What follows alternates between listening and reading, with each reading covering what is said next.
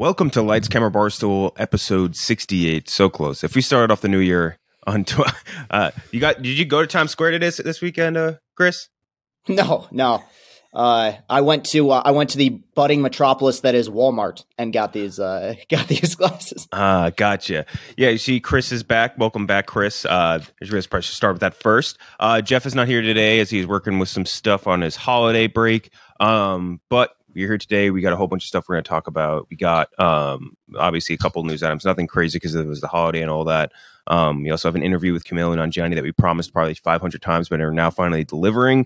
We have a review of Glass Onion, and we're doing a draft, a very interesting draft. We're going to do we're going to draft basically the best movies of 2022, and we're also going to draft the worst movies of 2022. So stay tuned for that. That should be an interesting one. But before all that, let's hear from our first sponsor of the day, BetterHelp. Let's talk about BetterHelp. This show is sponsored by our good friends over there. When you're at your best, you can do great things, but sometimes life gets you bogged down and you may feel overwhelmed or like you're showing up not in the way you really want to. Working with a therapist can help you get closer to the best version of you, because when you feel empowered, you're more prepared to take on everything that life throws at you. Whether or not you've been to therapy personally, it's just one of those things where, I think it helps everybody. You could be in a good place, bad place. It'll help you no matter what. If you're thinking about giving the therapy a try, BetterHelp is a great option. It's convenient, flexible, affordable, and entirely online. Just fill out a brief questionnaire to get matched with a licensed therapist and switch therapists at any time for no additional charge. I used BetterHelp over the pandemic, when I couldn't get to my actual physical therapist. It was awesome, really, really easy to use as well. Like I just mentioned before, that questionnaire just gets everything matched up right away. If you want to live in a more empowered life, therapy can get you there. Visit betterhelp.com/lights today to get 10% off your first month. That's BetterHelp, HELP.com/lights. Thanks to BetterHelp. All right. First off, big football weekend for the fellas, no? Yeah. Massive. Yeah. Chris, that was tough. Yeah, got my heart ripped out on I don't even fucking know what day. On Saturday. Great year, proud of my team. Get back there next year. Laid an egg.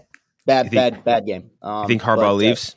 What's that? You think Harbaugh leaves? No, I think he's done with that. I really do. He said after the Big Ten championship game, he's going to be back at Michigan. I think he finally believes he can win a national championship here. And not to say maybe he didn't in the past, but I think that was one of the appeals of going to the Vikings potentially last year. So that's the one thing that isn't on his resume. He's never won. He's never been the last team standing. So I don't think he's going anywhere. Look, they've lost 3 games in 2 years, so I'm not gonna complain too much. Really tough game. They didn't play their game defensively. They got popped, which is bizarre for them. But Lions made up for it a little bit. Exactly. I'm just curious theoretically, if Harbaugh would leave and go to the Lions, how would you feel about that? There were rumors about that in the past. He would be far and away the best coach they've probably ever had. Really, his win percentage in the NFL is ridiculously high. I would rather he be at Michigan, but if you were gonna do it, yeah, I'd be fine with Harbaugh coaching the Lions. Yeah, that'd be actually kind of awesome. Although their defense does suck really bad, so I feel like if that was like the thing that could solve them, that would be interesting. Bengals today. Hey everyone, Gooch here. So we recorded the podcast early Monday, yesterday morning. If you're listening to it on Tuesday, gave some game predictions, whatever, irrelevant at this point. I'm sure you know by now, Damar Hamlin went down with what was probably the scariest thing I've ever seen on live television. Terrifying. I don't have much else to say other than that. My thoughts are with him, his family. Really proud of the Bengals and Bills organizations, coaches, the players, fans. I'm also going to include Damar's toy drive link in our pod description. If you're listening on Spotify, Apple, watching on YouTube, it'll be there. If you have a few bucks, make the donation if you can. If not, I understand, but do keep them in your thoughts. Hoping for an update here soon. Game just got postponed. It's terrifying. All right, guys, back to the pod. But yeah, so that's the beginning of the movie podcast. Is like 20 minutes of football talk. It's like 5 minutes. We also have just like what we've been watching over break and stuff, because I feel like it's been a long time since we've reconvened. I've watched like probably 15 movies over the break too. And you watched way more. You were at the theaters a lot, Gooch. I wasn't at the theaters as much as I was just tearing through them at home. I mean, I was like, in Kentucky, there's not much to do. Like, you can't really go anywhere. Like, there's nothing to do. So I was just sitting in my living room recreating the kitchen scene from The Whale. just tearing through some movies. Probably put on 15 pounds over break. Not great, but it'll happen. There's no better time to do it. I watched all of Hacks. I watched that in I think a day and a half. Like both seasons, just so good. Watch all of Abbott Elementary finally. Really pretty good too, yeah. Yeah. It's a very clear ripoff. Not ripoff, but it's very much Office, Parks and Rec. Like, it has a lot of the same characters and storylines as both those shows did. But still good. I like it. So it makes it funny. Workplace comedies and all that. What else I watched? I watched a couple of older movies. A lot of like the HBO Max catalog, which I never would have normally went through. Dude, I watched me and my dad on Christmas Eve.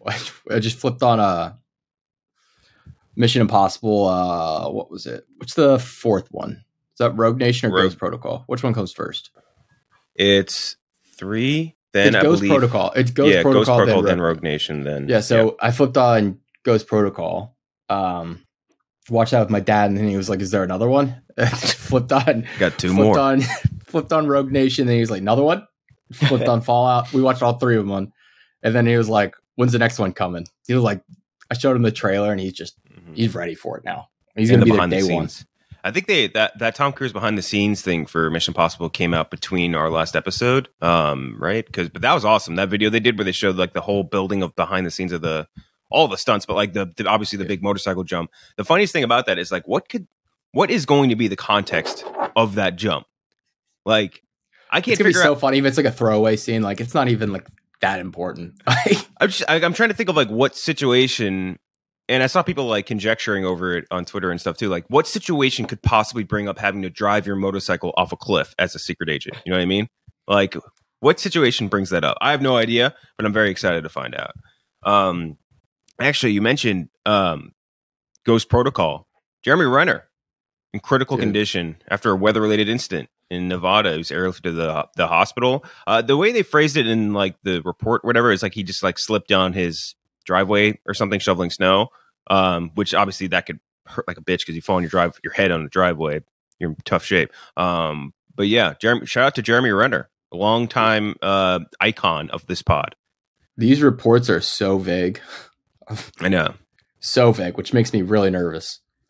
Like, a lot of people have very negative opinions of Jeremy Renner, and there are reasons behind that. But I mean, he's a hardworking guy. Like, his like story behind on like how he got into Hollywood is insane. Like, he was flipping houses for 10 years, like getting like a small part here and there, and then finally broke through.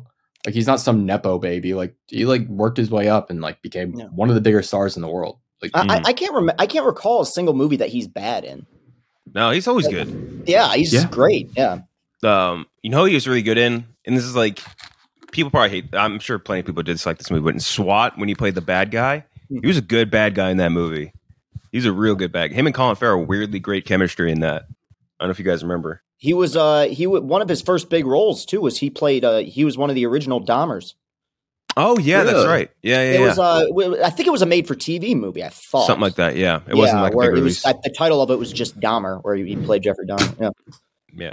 Shout out to our boy Jeremy Renner, who also will get a shout out later when we're reviewing Glass Onion. Why are they casting hot people to play Jeremy Dahmer? He's what? You're Jeffrey. He Dahmer. Wasn't unattractive. He wasn't an unattractive dude. Like, he was like an attractive guy, but like, I don't know. Like, who'd they have? They had Zac Efron play him once, right? No, that was Ted Bundy. Ted Bundy. He was definitely in shape. I wonder what kind of diet he had. Yeah, very interesting. Yeah. Oh my God. High protein for sure. Fuck, there's got to be a better pun for that with like whey protein. I don't know. I'll figure that later. James Corden said that he nearly starred in an adaptation of The Whale for Tom Ford. Thank God that never happened. It would have been just stage, right? It wasn't. It had to have been. Yeah. But it was an adaptation, so I don't know, because that was a play. So I can't stop eating these cookies. Yeah, no, it wouldn't be. It'd be biscuits. Beans. It'd be eating these biscuits and eating like whatever else weird terms they have for treats. Just opening up a can of Bush's baked beans and just throwing it down like a pint of Guinness. Yeah, but the problem with that is that fat British people are funny. Fat Americans are sad.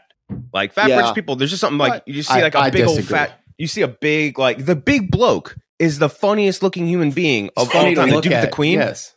That's what I'm saying. Like it's just funny to look at a fat British guy. You look at them, you just think like, oh, you pinched me chip. Like they're hilarious looking human beings. But fat Americans they're sad to look at. Listen, I was in the Midwest over break, and I think there's a charm to a fat American. There's a certain charm. I don't know, man. It all for me comes to the big British bloke, who again is probably the funniest human being to ever exist. After the whale, Avatar: Way of Water, like everyone expected, crushing. Although, actually, I can't say everyone expected, because the James Cameron haters before this movie came out were out in force begging for this movie to underperform, and it's not. It's got 1.3 billion at the box office. It's got an increase in its second weekend, which again is like not. It's not a common thing. It's definitely not common since COVID had at all. So yeah, crazy. James Cameron still's got the juice. I wouldn't be total like imagine this if this gets to 2 billion. I expected it to get to 2 billion. I kind of want it to. Yeah, I think it's gonna. I mean, look at the January slate. Mm-hmm. What is gonna dethrone it? A Man Called Otto. That's the biggest release this month. Is A Man Called Otto. Yeah, nothing's gonna touch it. And now that it's past like because this came out obviously Avatar did during the holiday week or holiday like the start of the holiday. Like now that people are out of the holiday and they just like they're more willing to go to the theater. Like yeah, they're gonna get a huge bump. It's gonna continue to rise. Is Avatar just a film series that just has a ton of secret people that love it? Because like everyone always talks no cultural footprint. You know, is anyone going to care about it? And it's like I've never seen a movie casually make $2 billion. It had a 0% drop this weekend at the box office. That's unheard of in its third week. Yeah, I think it's kind of like did you see that? Who's that bowling guy? The Who Do You Think You Are? I Am. He did that video. Pete Weber. Pete Weber. Yeah, he did that video the other day when he retired. He's like, hate me or love me. You all watched. That's all you could do. That's Avatar. Like whoever was talking shit, they all went and watched the movie anyway. And plus, like obviously, this movie crushes overseas. Like more than any Marvel thing, more than anything else like that. Like these movies dominate, especially in Asia. They dominate. It's crazy. Yeah. So people I think just kind of underestimate to a huge degree. I'd actually love to see like the Na'vi or Jake Sully speaking different languages other than English, like the dubbed over version of like him and like speaking like Hindi or whatever. Now I gotta watch that. I can watch a pirated version of Avatar. You should. That would be very funny. Yeah. So shout out to Avatar and James Cameron. There's a pirated version. I wasn't on when we reviewed it, but I quite enjoyed Avatar too. Yeah, give your thoughts on it. I didn't care about anything that was going on in the movie, and yet I still really enjoyed it. It's so similar to the first movie in the sense that characters thin, dialogue is. There's dialogue in it that is legitimately terrible at points, and yet it's as an experience, it's second to none. I mean, the 3D, I ducked like multiple times. It's incredible. So it can't be overlooked just how much effort is put into the making of those movies, and it runs too long. But it made my top 10 list at the end of the year. I really did enjoy Way of Water. Yeah. Mm-hmm. They're one of the few movies, like especially like you don't necessarily think like, hey, a blockbuster needs to have like spot on dialogue or character driven stories. Like Avatar needs none of it. They don't need to. It could put zero effort into it whatsoever, and it's still gonna be great. They're a weird exception. Yeah, it's like an AC/DC song. It's just like it just fucking rocks. Who cares about the lyrics? If you bitch about the lyrics to an AC/DC song, you're a fucking nerd. The song just rocks. Like who cares? Back in Black over and over again. Like doesn't make much sense. It rules. Like that is Avatar. Like you're just fucking blown away by the experience of it. Yeah. Exactly. Yeah. Before we get to, by the way, we were finally going to get to our Kumail interview. I know, again, we've promised it forever. Finally getting to it. Let's hear from our second and last sponsor of the day, Allbirds. All right, let's talk about Allbirds. When it comes to quality, Mother Nature knows best. And you can take that idea and run with the wool runners from Allbirds. This year, trade your synthetic footwear for wool runners crafted with premium supernatural. These are ghost materials that are comfy and durable. so you can run to the ends of the earth or to the store, whatever you need. Wool runners are built using premium supernatural minerals and with low environmental impact. You get next level comfort with ZQ certified superfine merino wood that's temperature regulating, moisture wicking, and itch free. Sugarcane based sweet foam. Damn, that sounds like something you put on top of coffee too. Everything about this is just sounds incredible already. Midsoles contour to your feet, and they put a little bounce into your step. Castor bean insoles are cushiony and naturally odor reducing. They're machine washable, so you can look fresh as the first day you got them.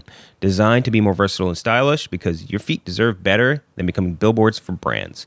We talk about Allbirds all the time. I think the coolest thing about them, honestly, they are super comfortable, obviously, but being able to wash them when they get messed up is such a relief, and not really having to worry too much about how you wash them. Like, I got them messed up in disgusting dog water, New York City fucking rainwater or whatever, threw them in the wash, let them air dry, good as new. They might have different washing instructions, so make sure you read the tags or whatever.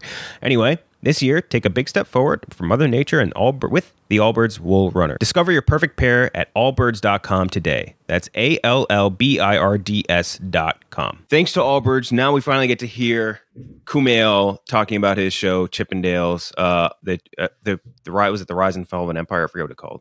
That sounds wrong. That sounds like that's that Netflix show that I keep forgetting to watch. But yeah, no, his Chippendale show is actually pretty good. Watched the first couple episodes up before we interviewed him. He was very funny in person. That was one of my favorite. That's one of my favorite like in-person interviews. He's very candid too, which I always really like. Jacked. Yeah, obviously jacked. So here's Kumail. Want to say welcome to Kumail Nanjiani. So happy to have you here right now to promote Welcome to Chippendales from Hulu. Oh, yeah. Thanks for having me. There it is. Yeah. You just got back from KFC Radio, so can I take a guess of what question you got asked? If you get this right, I will love it forever. Would you rather punch your mom or get sucked off by a dog?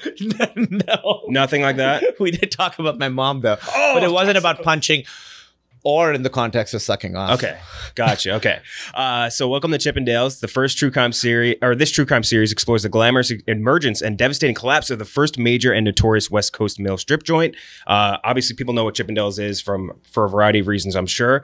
New episodes are rolling out weekly through January 3rd. There's 4 out as of right now that we're speaking. But I think like a lot of people, they don't know a lot about Chippendales or the story of Sonnen. Like, I feel like this is like a totally new thing for a lot of people.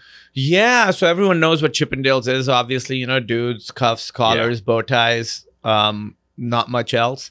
But people don't know that behind it really is a true crime show, because behind the scenes, like, wild shit was happening. Like, these people were like murdering each other and setting fire to other strip clubs and all this stuff. So it's a really, really fun, intense, crazy story, because obviously, multiple murders happened. Yeah.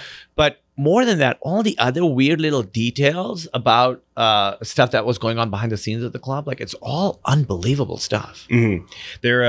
What's kind of the experience like? Because you're filming essentially like the rise of a guy you're rooting for, and then like his descent into madness. And like in a movie, it's like a shorter time period, but like when you're shooting this over a course of weeks and weeks and weeks, I'm sure that can take sort of a toll, if that makes sense. Yeah. So, the last 3 episodes, I mean, the show is really, it's sort of got like, it's fun, but it also has like a lot of drama. But the last 3 episodes are so fucking intense, Shooting those was, because, the last month and a half of shooting, 2 months of shooting were like really, really intense for me. It was really, I don't want to like bring my work home. I'm not one of those actors who's like, you have to call me showman. You're on method set. acting, I'm sure. Yeah, exactly.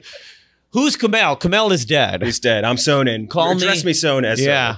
But it was really, you just got to be able to turn it off, and I wasn't as good at that. So sometimes I'd come home and my wife would be like, hey, I don't need this shit here. Be you. Is it easy for her to like break the veil or whatever, or like shatter that? For her? Yeah. Yeah, because she's like, this is so uncool. Don't be like angry at home. So you have to like be able to turn it off, because the weird thing is, when you're acting like, when you're like sad in a scene, you're not pretending to be sad, you are sad, and your body doesn't know the difference. Yeah. So and like if you're sad and if you have a sad conversation with someone, you have that conversation once, right? Mm-hmm. On a set, you have that conversation 30 times. Yeah. So by the end, you're like really spent and exhausted. And then when you're like really angry and like, So he, by the end, gets really paranoid and starts being very like, oh, everybody's out to get me. And then he ends up doing a lot of bad stuff. You know, he's sort of like all coked out and stuff. And in real life, I started having those feelings where I was like, the studios, the producers are all like, they're trying to like fuck me over and all this stuff. And Emily was like, hey, is it a coincidence that your character and you are like feeling the same thing right now? Yeah. Because it wasn't, again, not method at all. I think, you know, it's all an excuse to be an asshole sometimes. But I didn't want to, but I started having that feeling. Was there any worries going to the show that you might not be pudgy enough to play Sonnen? Because you look him up, he's a kind of a pudgy dude. I mean, I did gain 25 pounds for it. I gained a lot of weight for it. A little bit, yeah. That's just, I think, touch up in the lighting. Okay, you know? nothing to do with it. My face is real round in the show. Well, rounder than it is. It is definitely rounder, yeah. Yeah. I gained 25 pounds for it. That's a lot. Yeah. Did you do it? Actually, speaking of a good method actor story, I'm not sure if you've ever heard this. Jared Leto did a movie where he played, who's the guy who killed John Lennon? Mark David Chapman. His movie's called, like, I forget the name of it. Small movie. He gained, I want to say 85 pounds for it, but he only did it through eating nothing. His entire diet consisted of nothing, but melted ice cream with olive oil in it. And that's it. And he just ate that until he gained a shit ton of weight. He got gout and the movie bombed. And then, which made it that much worse. That's always tough when you're like, you do a big physical transformation and then you watch it and you're like, that movie's like a B-, C+. What was your process like to gain some weight for this? Like, healthfully, I guess. I read a thing that Mark Wahlberg drank olive oil to gain weight for something. And I was like, I'm not going to do that. I'm going to eat fried chicken and French fries and cheesecake and all the stuff I love. Donuts, you know. So I just ate constantly. I started off like 1 bad meal a day, then 2 bad meals a day. By the end, all through shooting, I was eating 4 huge meals a day. I'd get home at like, you know, midnight, and I'd order like a fried chicken sandwich with fries, eat that and go straight to bed. I imagine though too, after like I would say like living very healthily, that like is just debilitating. I feel like you'd be like out like a light the second you get home, just like food baby, all that stuff. Food baby, yeah, total food baby. I gave myself sleep apnea from it. Oh my God. Yeah. Really? So Emily was like, you know, my wife, she would be like, you're waking up, it sounds like you can't breathe in the middle of the night. And I would wake up like like that. You're breathing like Tony Soprano. Yeah, right. But I would wake up like a woman in a horror movie, you know, who just moved into a scary new house, like that, and couldn't breathe. And so I went to the doctor and I got a sleep test, and then I got a machine, and I was like strapped to it for 5 months. Oh my God. And your wife must hate this movie so much. You're coming home coked out. You're getting sleep apnea. All this shit. She must have despised this movie. She's a producer on it too. So it's it's a TV show, not a movie. Miniseries. Yeah, sorry, series. Yeah, but I once looked in the mirror with that thing strapped to my face and was like, I don't know how you'll ever be attracted to me again. It is not a hot look. I heard they smell really bad too. That's what I've heard. They smell really bad. Sleep apnea machines, or CPAPs, or whatever they are. No, I mean I cleaned mine, so it didn't really smell. But people are like, did you use it like during sex? I'm like, no. What's it gonna be like? I'm at a retirement home, and you're a evil Darth Vader. nurse. Yeah, I'm Darth Vader, and you're a Palpatine. Yeah. Let's see what's going on there. So speaking, like the first 2 episodes of the show is directed by Matt Shackman, who like I think so many more people are familiar with now, who's also producer along with you and your wife. So he's, I would say, one of the better comedy directors working in TV right now. But what do you think makes him different as a comedy director of TV? Because he's worked with a lot of great ones. He's also done episodes of Game of Thrones. Yeah, he's done so many things. He's done a lot of Always Sunny in Philadelphia. He did WandaVision, obviously. So what's great about him is that he's worked in all these genres. So he can do like intensity and drama and action and also comedy. He knows how to shoot it. I think what really separates him, though, is that he started off as a theater director. So he really, you know, sometimes you're doing a scene, let's say you're doing a 6-page scene, which is pretty long. Directors will like cut it up into little chunks. It'll be like, okay, we'll shoot these first 2 minutes first. You shoot that for 3 hours. Then you go to the next part and you shoot those 2 pages. So it's hard to sort of, then you're like starting a scene halfway through and you have to be in the place where you were like 2 hours ago. He sets up scenes so that you shoot the whole thing as one scene. He'll set it up so the camera follows you around. So a 6-7 page scene, you'll shoot it as one scene. It really feels like a play. It's really exciting. So you just have to know where you are in the beginning, and the scene and the other actors that carry you through it. So I think that's a very novel approach that I hadn't had before. He shoots it the way as a director of plays, he understood that that was important. So is it like almost chronological the way it's shot, like throughout the course of the episode, if that makes sense? Like you're doing one long scene that's in the same time sphere, I guess, moving forward. Well, it's hard sometimes to do it. You got to have a lot of money to shoot completely sequentially. Yeah. But I'm talking about like if you have one scene, it's a 6-page scene and it's me and you talking, and then in the same scene we go out, we walk down the hallway, and then we go into another office and we talk. That's one scene, 6 pages. Most directors will be like, do the thing here, we got it. Walk down the hallway, we got it. Then you move in there, we got it. He'll set it up so that you shoot it as one. So we're talking, camera follows us as we walk down the hallway, going to the other thing, and the camera's set up there too. So he really set it up like as one thing, but sequentially is really, that you'd be on that set forever. Wes Anderson shoots sequentially. Does he really? You gotta be a Wes Anderson and be able to get that kind of money for it. The one thing that we always ask whenever we have an actor here that has worked with Wes Anderson, we always ask him the same thing, which is just, what does Wes Anderson smell like? We've gotten varying answers, very varying. What's the spectrum? Where does it go from what to what? We've gotten like floral. Some people have said, other people artisan soap.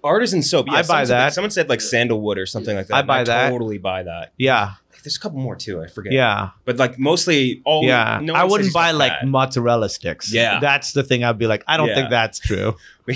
We interviewed Stephen Lang yesterday for Avatar 2. Oh, I'm so excited to see it. Me too. I'm pumped. I'm going next week. Oh yeah, I'm going to the premiere. We're going Monday. This coming Monday. I'm so pumped. Me too. Going Monday. He looked at me and my co-host and he just goes, because we asked him the Wes Anderson thing because he said he wants to be in a Wes Anderson movie, and he just looks at me and my co-host. He goes, "You guys look like you smell like beef," and I was just like. Yeah, you're probably not wrong. Like, and I was like, you're definitely onto something there. Well, listen, beef smells delicious. Yes, exactly. Depends on the beef. That's also very true. Speaking of producers, like you said, you and your wife are producers on this. You get like more invested in the success of something when you're also the producer. Oh, of course. And then, there's nobody else to blame. That's even worse than anything. Because I've acted in stuff and then you watch the thing and they're like, they didn't quite get it right. They should have used this other take. That scene should have been like this. They shouldn't have cut this out. They should have taken that out. That stuff happens all the time. With this, you sort of are involved with everything. So if it doesn't turn out well, it's completely on you. But I love it because, I got to be involved with the casting, choosing the directors, the scripts, the editing. That's my favorite part of it. Oh, yeah. The editing is by far my favorite part of the process. You're looking at two guys that do a lot of editing in Adobe Premiere, and it's just hell on earth for us because it's constant repetition. But yeah, I think if something you're invested in like that, yeah, I can imagine it's much more fun. So are you guys editing stuff you're not invested in? Is that what you mean? I fucking hate this shit so much, man. I hate it so Usually much. Just when I have to edit clips for him. That's when I'm not. Yes, exactly. When he has to make a social clip about me, that's when it gets rough. I love editing because one, I want to say I'm not an editor. The editors who are amazing are the ones who did this. But I love giving notes to sort of be like, hey, because I think especially with comedy, editing is so important. Yes. You add 3 frames and suddenly it's funny. Or you cut to a different person, reaction shot, suddenly you get a laugh. So that stuff I find really fascinating. Like, why is it that this scene works in a wide 2 shot, but when we're cutting to singles, it stops working? What's that about? Like the feeling of the scene completely changes. So to me, it's also a lot easier than in terms of time commitment. With acting, acting, you're there 12, 13 hours a day. You're on your feet, you're running around. Editing, you're sitting and you can just slowly work all day and make tiny improvements, My uncle is a grip, and he hired me to be grip when I was 19 or something to go on a set. We did the show. Kind of sucks now, I guess, but it was Louis C.K.'s show. It was out up in Fordham or something, and I was Lucky Louie. It was Louis. Just Louis, yeah. Yeah. It was up in Fordham, and I go up and I'm like, this is gonna be the movies. It's gonna be so fun. I'm like, I'm just standing here for 12 hours doing nothing. And you didn't. Well, you should have been doing something. I just walk up and I put a blocking thing up, and that's it. And, right, the light thing. Yeah. I'm like, oh, now I got to sit here for another 2 hours while they act this. Well, that's the thing. People are always like, I want to come see you on set. Yeah. I'm like, it's really boring. You're gonna watch me say the same shit 40 times in a row. Is that what you want? My parents will come, and once my mom came and I could hear her laughing, she ruined a take. And I was like, I love that. Now you're going to watch it 30 more times. Exactly. It's funny you mentioned the editing because I'd love to ask you just quick things about Silicon Valley because that's a show I know that we love, a lot of our audience members love. I don't want to know if you had a favorite line because my favorite is one that is very much aided by great editing, which is the line when you guys are walking with like the secret plan. Yeah. And Zach Woods just says like, "Nice chain." You was it? Do you choke your mom with it when you fuck her in the butt? And, or whatever? yes, exactly. And like the Like, cut from that onto Tom Hiddleston's face is so just lightning sharp, and it's so good. That show is so good. One of the lines I really like in the beginning is it's the first season, and he wants to call the company Pied Piper, and we're all like, that's a stupid name. And he shows the picture of like the Pied Piper with the flute, and he's got a feather. And I said, it looks like he's sucking a dick and has another dick tucked behind his ear for later, like a snack dick. I love that line. So good. I was just like thinking about the show recently. The writing on that was so sharp. We had so much great stuff, and obviously the last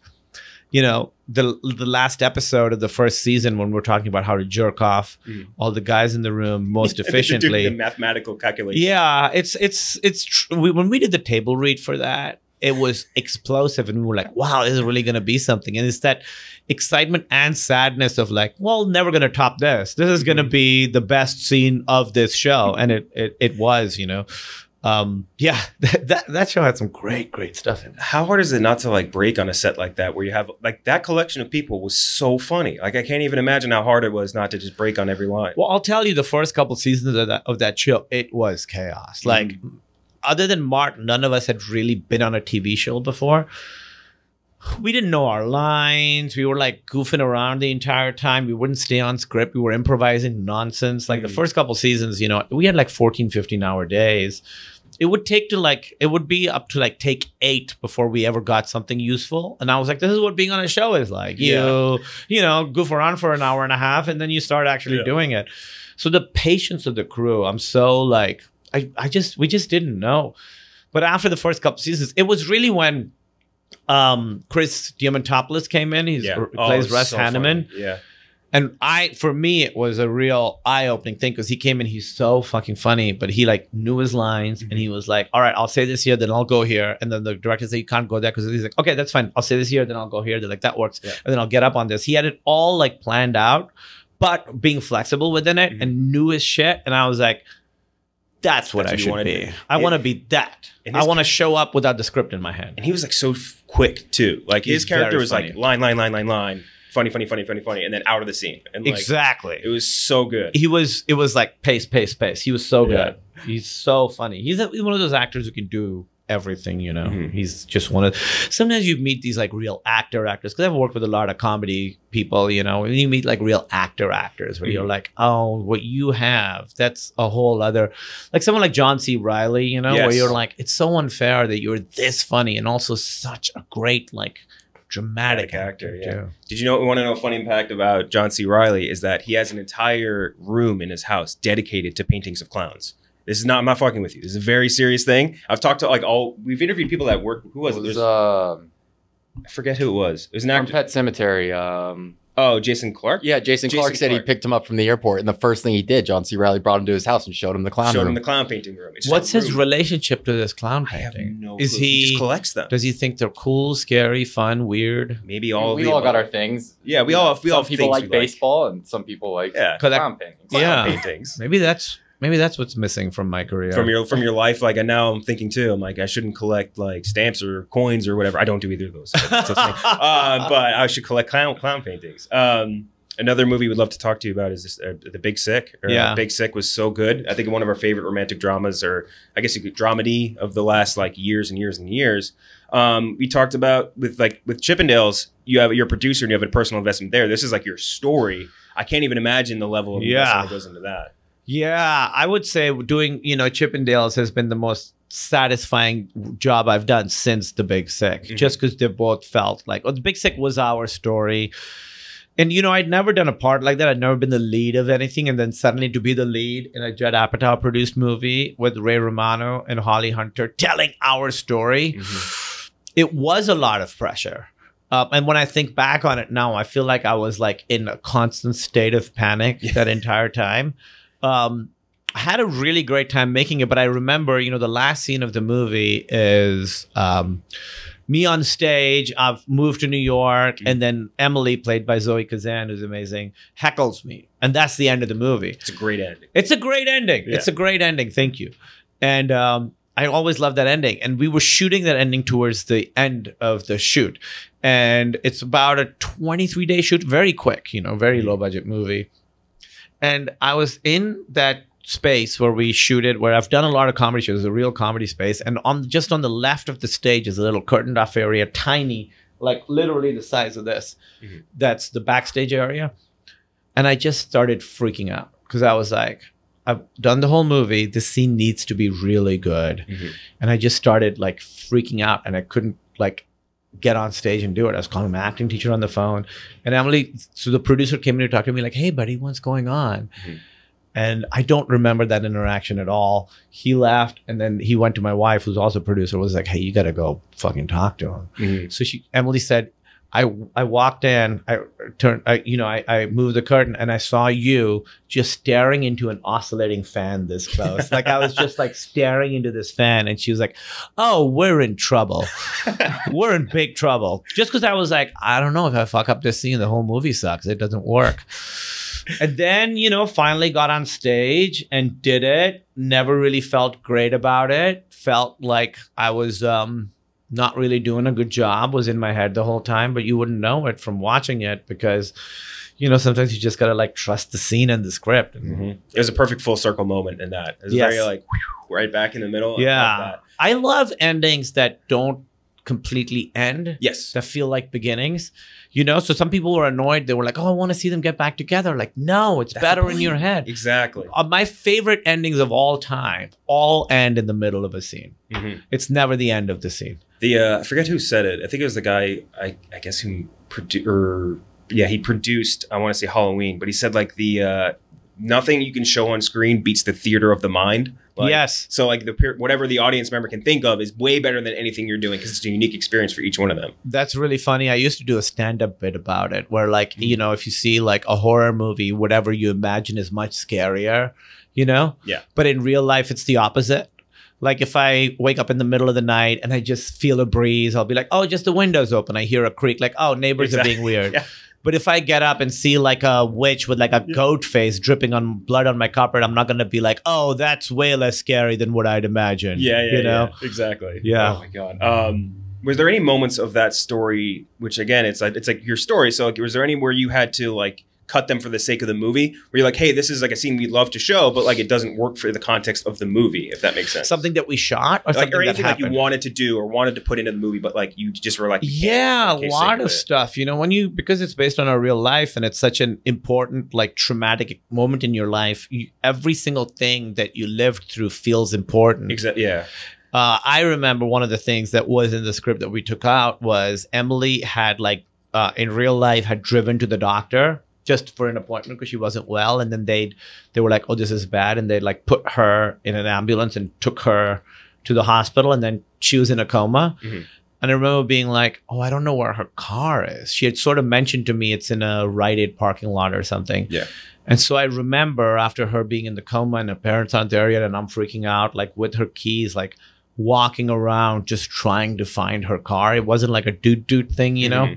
So just like walking parking lot to parking lot trying to see. And then I found her car and there was a note on it from the doctors that said, don't tow, medical emergency or something. So I was like, that's a cool scene. But turns out people don't want to see someone just walking around looking for a car. Yeah. It's not so cinematic. But like but it's one of those things where like you associate it in your head, like this is a traumatic time. It's a very important moment in this whole thing, but like it doesn't work for the story. It's just such a weird thing that only someone who's lived through that would know to put that in a movie. Yeah. They were like, well, that's not really reason enough to do it. We already have a lot of like narrative challenges in that movie. So try and make it easy for yourself. And I remember like going to the store and just buying a whole bunch of gum. I don't know why. I bought a bunch of candy and gum. So that was at one point in the script. Yeah. I ate a lot of French fries. So I was like, oh, there should be a runner that I'm always eating French fries. They're like, you don't, as an actor, want to put yourself through that. Yeah. Just constant takes of eating French fries. Yeah. That's one of my most annoying thing watching any movie or show, and not eating, but like whenever someone like is holding a cup, not clear like this, but it's covered, and like they're drinking out of it. It's empty. You can always hear it's empty.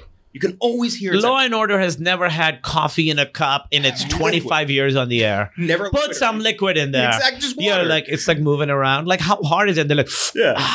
Anyway, the body, the ears are missing. Yes, exactly. Just put a little water in it. Let it make the clunk. When I hear the hollow bit, I'm like, I know you're not drinking the coffee. It's also the way they move it. I don't know how, Yeah, but we're it like, feels we know airier. when it's empty, it's airy. Yeah. They're just like gesturing with the coffee. They're like, that should be on everybody's face right now. Exactly. So that's always the thing. And whenever I'm acting in something, I'm like, everybody fucking fill your cups. Yep. I love that. Ray Romano obviously crushed the movie. What made him the choice? Because like you go look in his filmography from that period, it's like Ice Age and stuff for like a 10-year break. And it's like he hadn't done a movie like this or really even many shows like this for a while. So like what made him like, oh, we want him. That was Judd Apatow's idea. You know, Judd is friends with Ray. And the first person we cast was Zoe Kazan. And then once we had her, we were like, okay, who would make sense as parents for her? Then it was Holly Hunter. We were very lucky we got all our first choices. Holly Hunter. And we were like, okay, who could Holly Hunter be married to that would make a Zoe Kazan? And Judd was like, it should be Ray. I know him. I think he can do like dramatic work. We knew he was very funny. I think what's great about Ray is that he has this like wounded quality that he carries with him in everything he does. It's like part of his stand-up too, you know, just like this sort of like hangdog quality to him. Yeah. And we just felt like, oh, that would really work for this character. Like a little bit of a sad sack, kind of, but that's just what he has inside him. And it really works so beautifully because he's obviously so funny. And he's, by the way, the greatest guy in the world. I've heard that a lot. Yeah, actually, I've heard that from a lot of people. His scene with the heckler, beyond the 9/11 joke, which is obviously a ringer, but like his scene where he like wants to attack the heckler. Yeah, and it's so funny. That's sort of the scene where you really fall in love with both of them. Yeah, you know. I really loved shooting that scene too. He I think he has this kind of a similar role in that HBO show that he did with I didn't see that one yet. He did like a very similar, it was Dad Made for Love, where he's like a very similar sort of like wounded character that also is lovable and funny and all those things. But he's great at that. Milioti, amazing actor. Oh, so funny too. So good. My God. Yeah. We want to do a thing, we call it the 6-pack. It's just a 6 rapid fire questions. We'll call it that. Funniest off-camera co-star. Funniest off-camera co-star. That's really good. You know, I'll say Zach Woods is probably someone that's really, he's really, really quick. You can't like paint him into a corner. Oh, I love that. I would try. He gets out of it. What's a role you auditioned for you really wanted but didn't get? Every actor has a million of these. Actors usually cop out and they'll say like, I have no regrets, blah, blah, blah, blah. But like every actor has it. Like we did with Lang yesterday. What was it? He almost had the role of Peter Byrne in Miller's Crossing or something like that. And we're like, yes. I'm trying to think of the most ridiculous one we've ever gotten. We did. Jake Zoe Johnson. Deutsch missed out on like 3 different franchises. Who did? Yes. Zoe Deutsch. Yeah, like 3 different major like Katniss like type roles in big franchises. Jake Johnson was like the last cut for the role of Andy Dwyer, Chris Pratt's role in Parks and Rec. Wow, which is like all crazy. He would have been Star-Lord. That's what we said to him. But then they both intersect again because they're both in Jurassic World, so it all kind of worked. Right, and one's the lead and one's the nerd in the computer room. Exactly, it really worked out the same. Exactly the same. I'm joking. I think Jake Johnson is like one of the best actors working today. He's so good. You ever see Drinking Buddies? No, I haven't. Oh, he's really good dramatically in that too. So lovable. He's in this episode of Mythic Quest season 1 that's a standalone episode, and that's with Kristen Milioti. Yeah. That's one of the best things I've ever seen. I watched that thing twice in a row. Do you know the show Community? Yeah, of course. The last 2 were for Abed were me and Danny Pudi. Really? That would have been great because you know when you test. So I did the studio test. You audition, then I did the studio test, the network test, which is very awkward. You go into a room like this and there's just like 8 people in suits sitting there. You do it for them.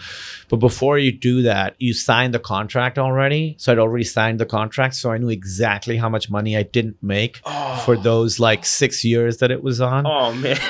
Danny, amazing, super nice guy, amazing in that role, way better than I would have been. But that was a real heartbreaker. Think about it this way. If he didn't get that role, then he'd be the one in the CPAP machine. So yeah, it really worked out. Yeah, you never know how that might have worked out. What's your best or I guess worst heckler story from doing stand-up? It is very similar to what happened in The Big Sick, you know, because I kind of started doing comedy in Chicago right after 9/11. So people will say stuff. People would ask me, where's Osama?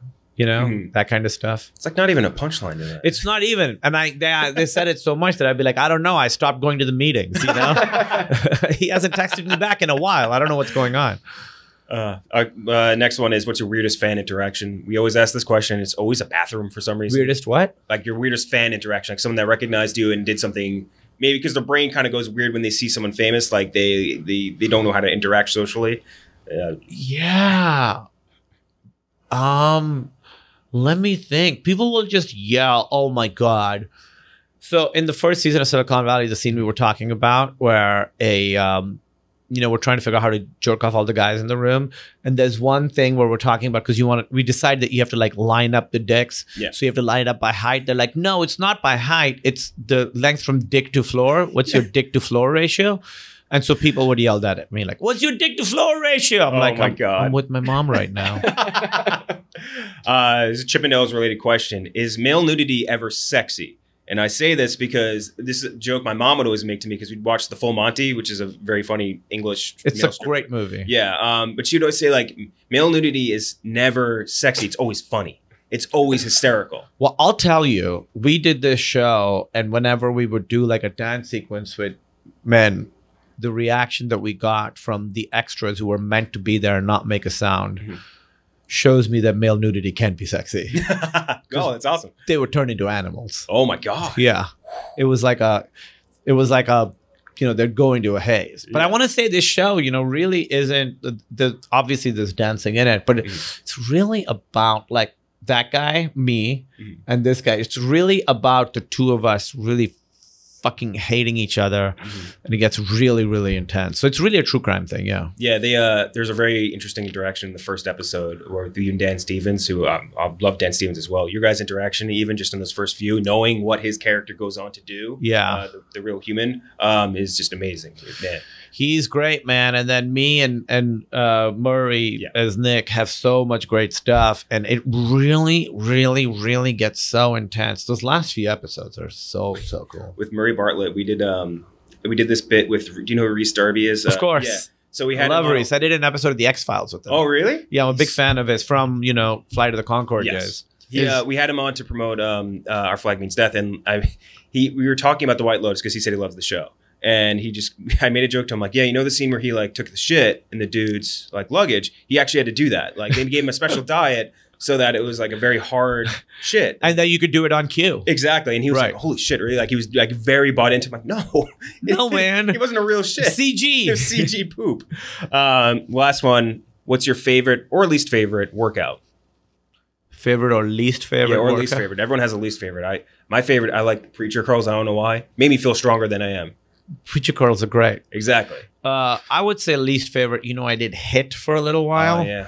Too much. I don't want to do that. Too much intensity? Too much intensity. High impact. Too much too many high intervals. impact. The impact is too many high. intervals is the intervals are the problem. Yeah. No, I just want the intervals. It's the rest. I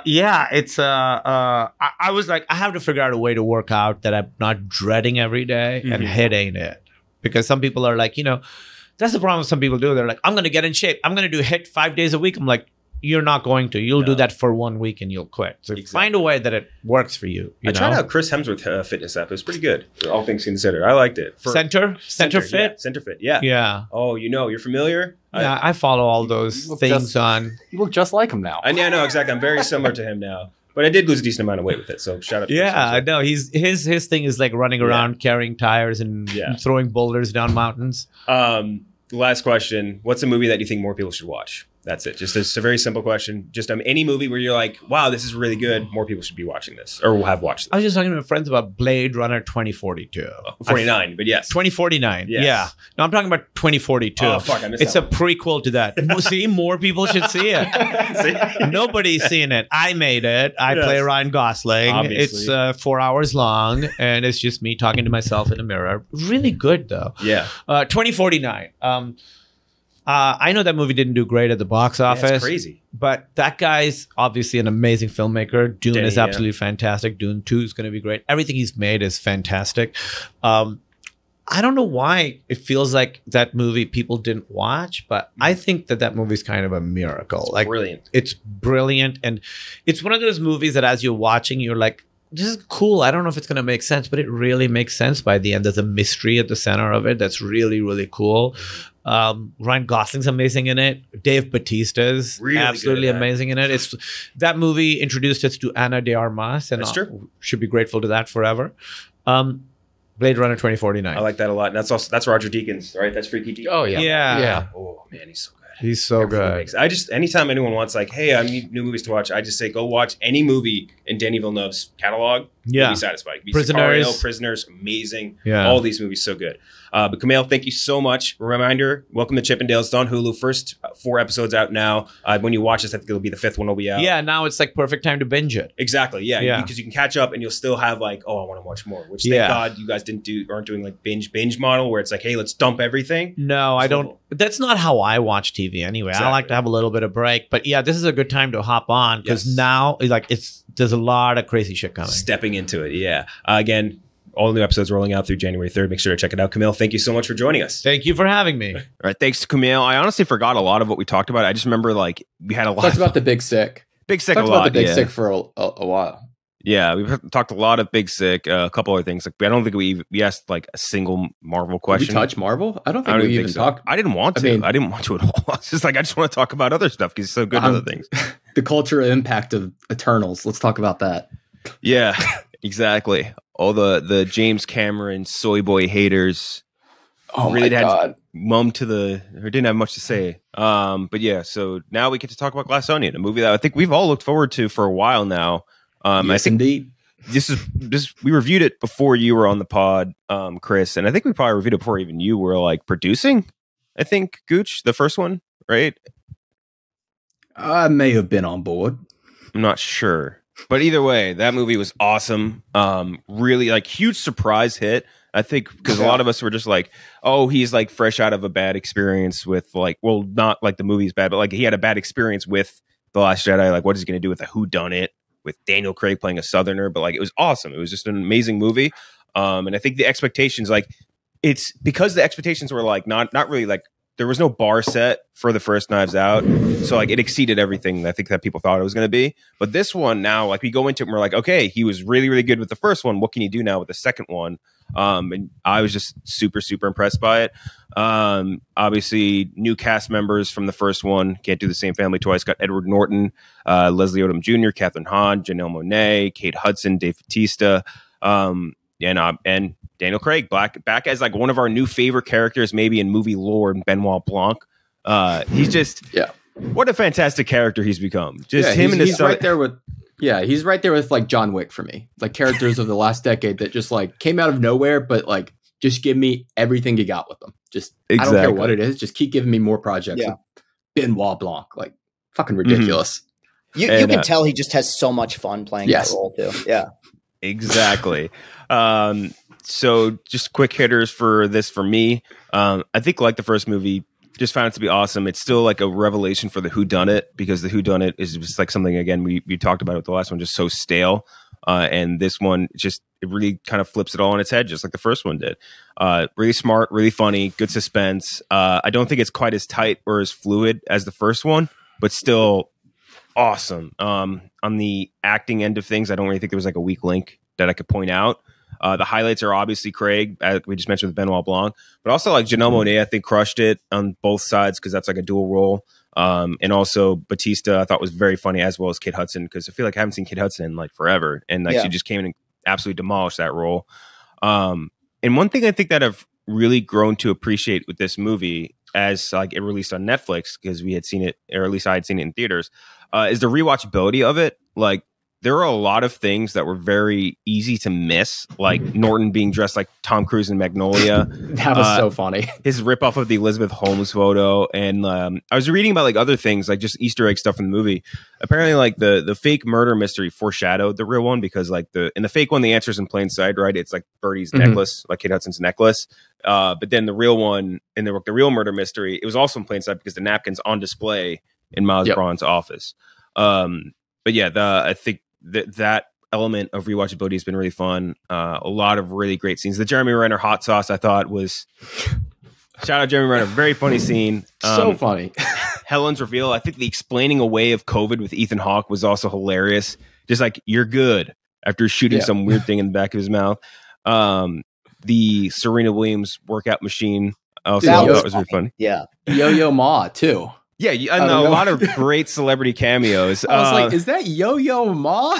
Yeah, and I know Gucci, we're looking at him and you're like, I don't want to be racist by saying that's Yo-Yo Ma. I'm not sure. No, I was like, no, I'm pretty sure that's Yo-Yo, but like, what a cameo. Like, great cameo. 20 people in America, like, were probably like, oh yeah, what? And I think pretty much every scene of Benoit Blanc roasting Miles Braun was just peak. It killed me. But yeah, really, really liked it. I gave it an 88 out of 100. I think I gave the first one in like mid 90s or something like that. Really, really liked Glass Onion a lot. One of my favorites of the year. I think just from like a pure enjoyability standpoint. How about you, Gooch? What did you think of Glass Onion? I saw it in theaters during its week run around Thanksgiving. And had just an absolute blast. It was a packed theater. It's a movie where I really wish it had stayed in theaters. It's kind of a dick move from Netflix because it works really well when you're watching it with others. And that's how I watched it the second time on Netflix at home with my family. And they enjoyed it quite a bit too. They actually, both my parents liked it more than the first one, which I found surprising. I disagree with them. I don't think this is as good as Knives Out. I don't think it's particularly close. I think Knives Out was much tighter, and it had a grounded element to it where you're not dealing with senators and billionaires. You're just dealing with kind of an asshole family, which you might know from your town growing up. So I had to take a drink. Yeah. In that respect, I didn't love the characters as much, just right off the bat. Didn't find them as compelling. And especially with Catherine Hahn's character and Leslie Odom Jr.'s character. It felt like Rian Johnson may have forgot they existed at certain points. They really stuck to the background. They were kind of wallpaper at points. The overall elements, there were some things I noticed which kind of turned me off. The score bothered me a little bit. Yeah. It was brought in. It was very generic, and it was brought in like at weird points. Like, especially if you remember the scene on the boat, the score just came in so oddly. Felt cheap. Oh, that first little these are like small rotating things, by shot the way. of the yacht. I didn't hate this movie. I did like this movie, just so we're clear. I'm just picking apart kind of the things that I didn't love. And then the twist. I didn't love the twist. And if just go ahead and get this out of here. This is a spoiler review. This movie's been on Netflix for 2 weeks now. The twist I didn't love. I thought it was cheap. The twin sister thing, like, it made Janelle Monáe's performance impressive, but I thought it was a little lazy. I'll say to the point of that, I thought that at first too, but the more I was thinking about it, I was like, that's kind of like the homage to the whodunit genre, because that's like I feel like such a classic whodunit thing is to have like kind of like a corny twist like that, and I kind of enjoyed it in that sense. Yeah, I know Rian Johnson loves Agatha Christie, and for as good as Agatha Christie novels are and stories are, the twists are relatively stupid at points. So yeah, outside of that, I don't really have any complaints because Daniel Craig, like I said earlier, let him play this character forever. He's having so much fun doing a what is a bad Southern accent? I mean, he loves doing that accent. Watch Ginny and Georgia, you'll hear a bad Southern accent. That show is horrendous. Not a great Southern, but the accent works for him. It's so funny. Like him, like it's just hilarious. Him sitting in a bathtub smoking a cigar with a Shriners hat on, playing Among Us with Kareem Abdul-Jabbar and Angela Lansbury. Like, and what was it? Wasn't Sondheim the other one? Yeah, Stephen Sondheim. Yeah. Oh my god. All right. Yeah. So funny. Like he just chews up the screen when he's on it. I mean, he carries that first hour before we get to the twist. He's the main character, and you're kind of seeing the whole world through his eyes. I loved it. Janelle Monáe like I said, didn't love the twist, but she acted her ass off. I mean, she was hilarious. Like I've never seen her in a comedy. I can't think of one where she's had the chance to show off her comedic chops, but she was hilarious once you get to that twist, and she's like just chugging. Whose kombucha was it? Who sent the kombucha? It was the hard kombucha. Yeah, Jared Leto. Jared Leto. How could we forget that?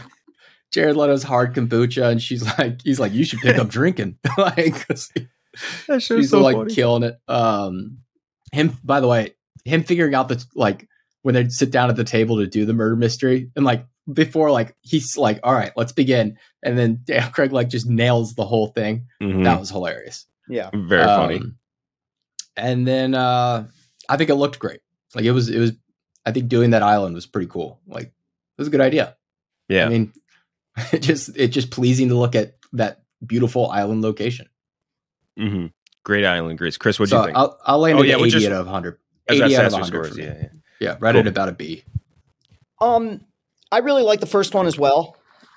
This one, I don't really disagree with anything you guys are saying necessarily. I'm just more lukewarm to it.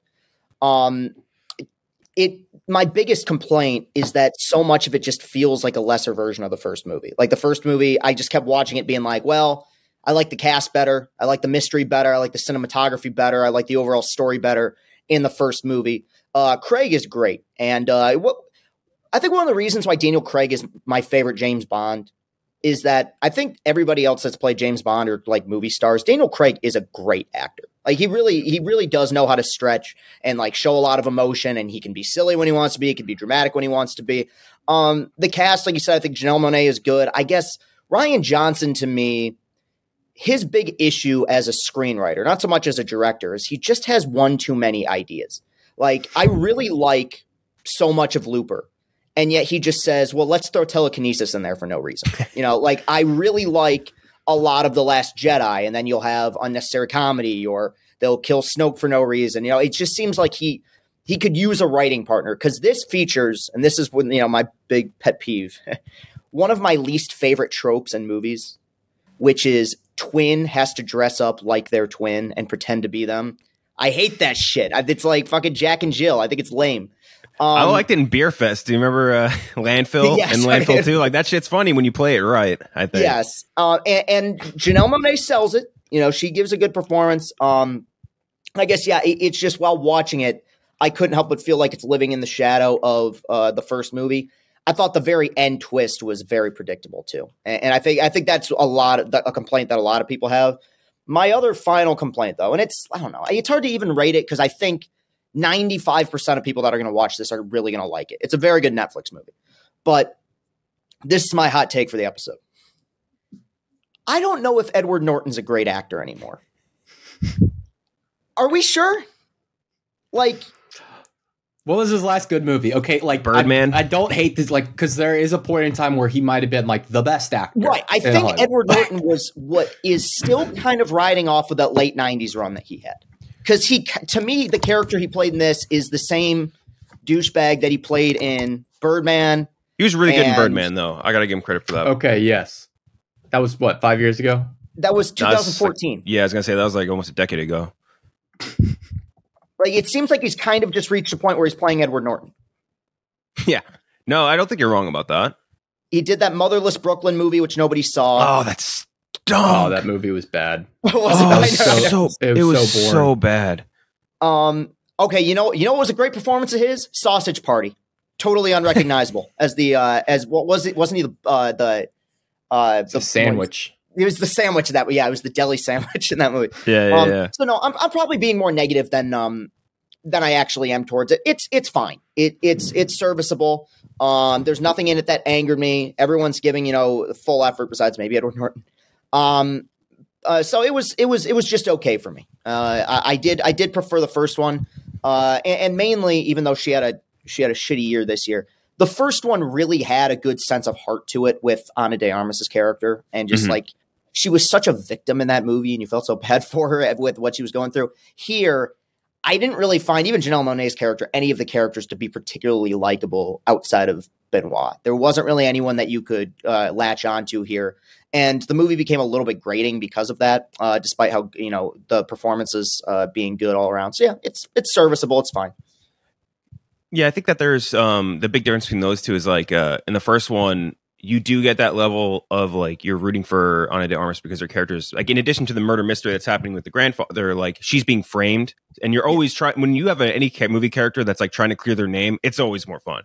Like you're watching like fucking The Fugitive or whatever. Like it's that there's something like a whole energy to that's like very exciting. They obviously didn't really have that in this one. And I do think that in both movies, and this is probably on purpose by Ryan Johnson. I can't say for sure, obviously, though, but like the person who you think the bad guy is the bad guy in both movies. Yeah. You know what I mean? Like it's they take a roundabout way to get there, but the guy who you initially think is going to be evil is evil. There's some other things like I like the twist. I thought that there was going to be like I was waiting for this the entire time. I thought that essentially Helen, the Janelle Monáe twin character, was going to be manipulating Benoit Blanc into essentially like getting Edward Norton to die, if that makes sense. Like I thought she was going to be like the kind of ringleading this whole situation, because I thought that would have been interesting if like it was like kind of a step beyond what it ended up being, where it's just like, yeah, Edward Norton killed this guy with poison or whatever. I thought it was going to be like she kind of like leads the way for Benoit Blanc into like exposing him and doing all these other things. By the way, when I was just looking up Edward Norton's filmography, he was an executive producer on Gotti. Like that seems fake. Really? That seems fake. Like maybe one of the worst movies of the last decade. That's unbelievable. Gotti, one of the most movies of 2018. And I would love to see like his conversation. Man, you talk about an all-time 1-2 punch going back to back between Gotti and The Fanatic for John Travolta. Yeah, seriously. Fanatic is an amazing movie. It is incredible to watch. I gotta give him that. Moose, one of the great protagonists of our time, Moosey. I would love to see the conversations between fucking Edward Norton and Kevin Connolly, who directed it, like E from Entourage. And Edward Norton just taking a meeting, like, how are we going to work this John Travolta Gotti movie that has a Pitbull soundtrack?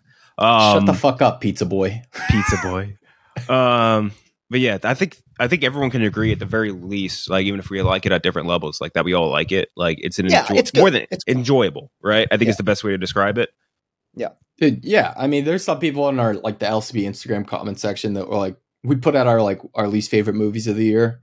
And they're like, "Where's Glass Onion?" Like a few people. I'm like, "Dude, you got to see more movies." Exactly. Yeah, that's weird because I've seen it on so many top 10 lists, and I don't really get that. It didn't come close to top 10. Wow, that's weird. I don't know. Yeah, like it's at the bare minimum good. I think like solid, like bare minimum. I'd say it's like a C. Like it really is. Even if you don't like it, there's nothing in it that's hateable. Like I mean, it's not an obnoxious movie. Yeah. It's the most inoffensive movie ever made. Yeah. Like what do you like? And that's what I hate. I always hate seeing that on TikTok too, where like they'll be like, "Here's my worst stuff of the list. Here's Nope." Like you are a dumb person. You are a dumb person or a hot take artist if you like have Nope or Glass Onion or any of these things like in your bottom tier of or bottom worst movies of the year list. You're that, or you just haven't seen any movies. There was a weird contingency of people this year that did hate Nope, and I'm not talking Jake Paul either. Like there was when I posted my bottom 10 video, I got multiple comments saying Nope was in my bottom 10. I'm like, really? You're out of your mind if you think that. You're out of your mind if you think that's a bottom movie of the year. Yeah. Either that or you haven't seen enough movies. That's like it's that's one or two. I think they probably see 10 movies a year, and that was the one they didn't like. It's 1, 2, or 3, and the third option is much worse than the first two. If you put Nope in your bottom 3, but yeah, there's a lot of those comments just piss me off. I actually, what's the one I commented on? Some dudes on TikTok. His list was so bad, and I was like, dude, you just haven't seen enough movies. And he goes, those are fighting words, buddy. And I was just like, you're a fucking loon. Oh, I got to find what his top 5 worst was, because it was, and we're about to do that as well after this. The Batman.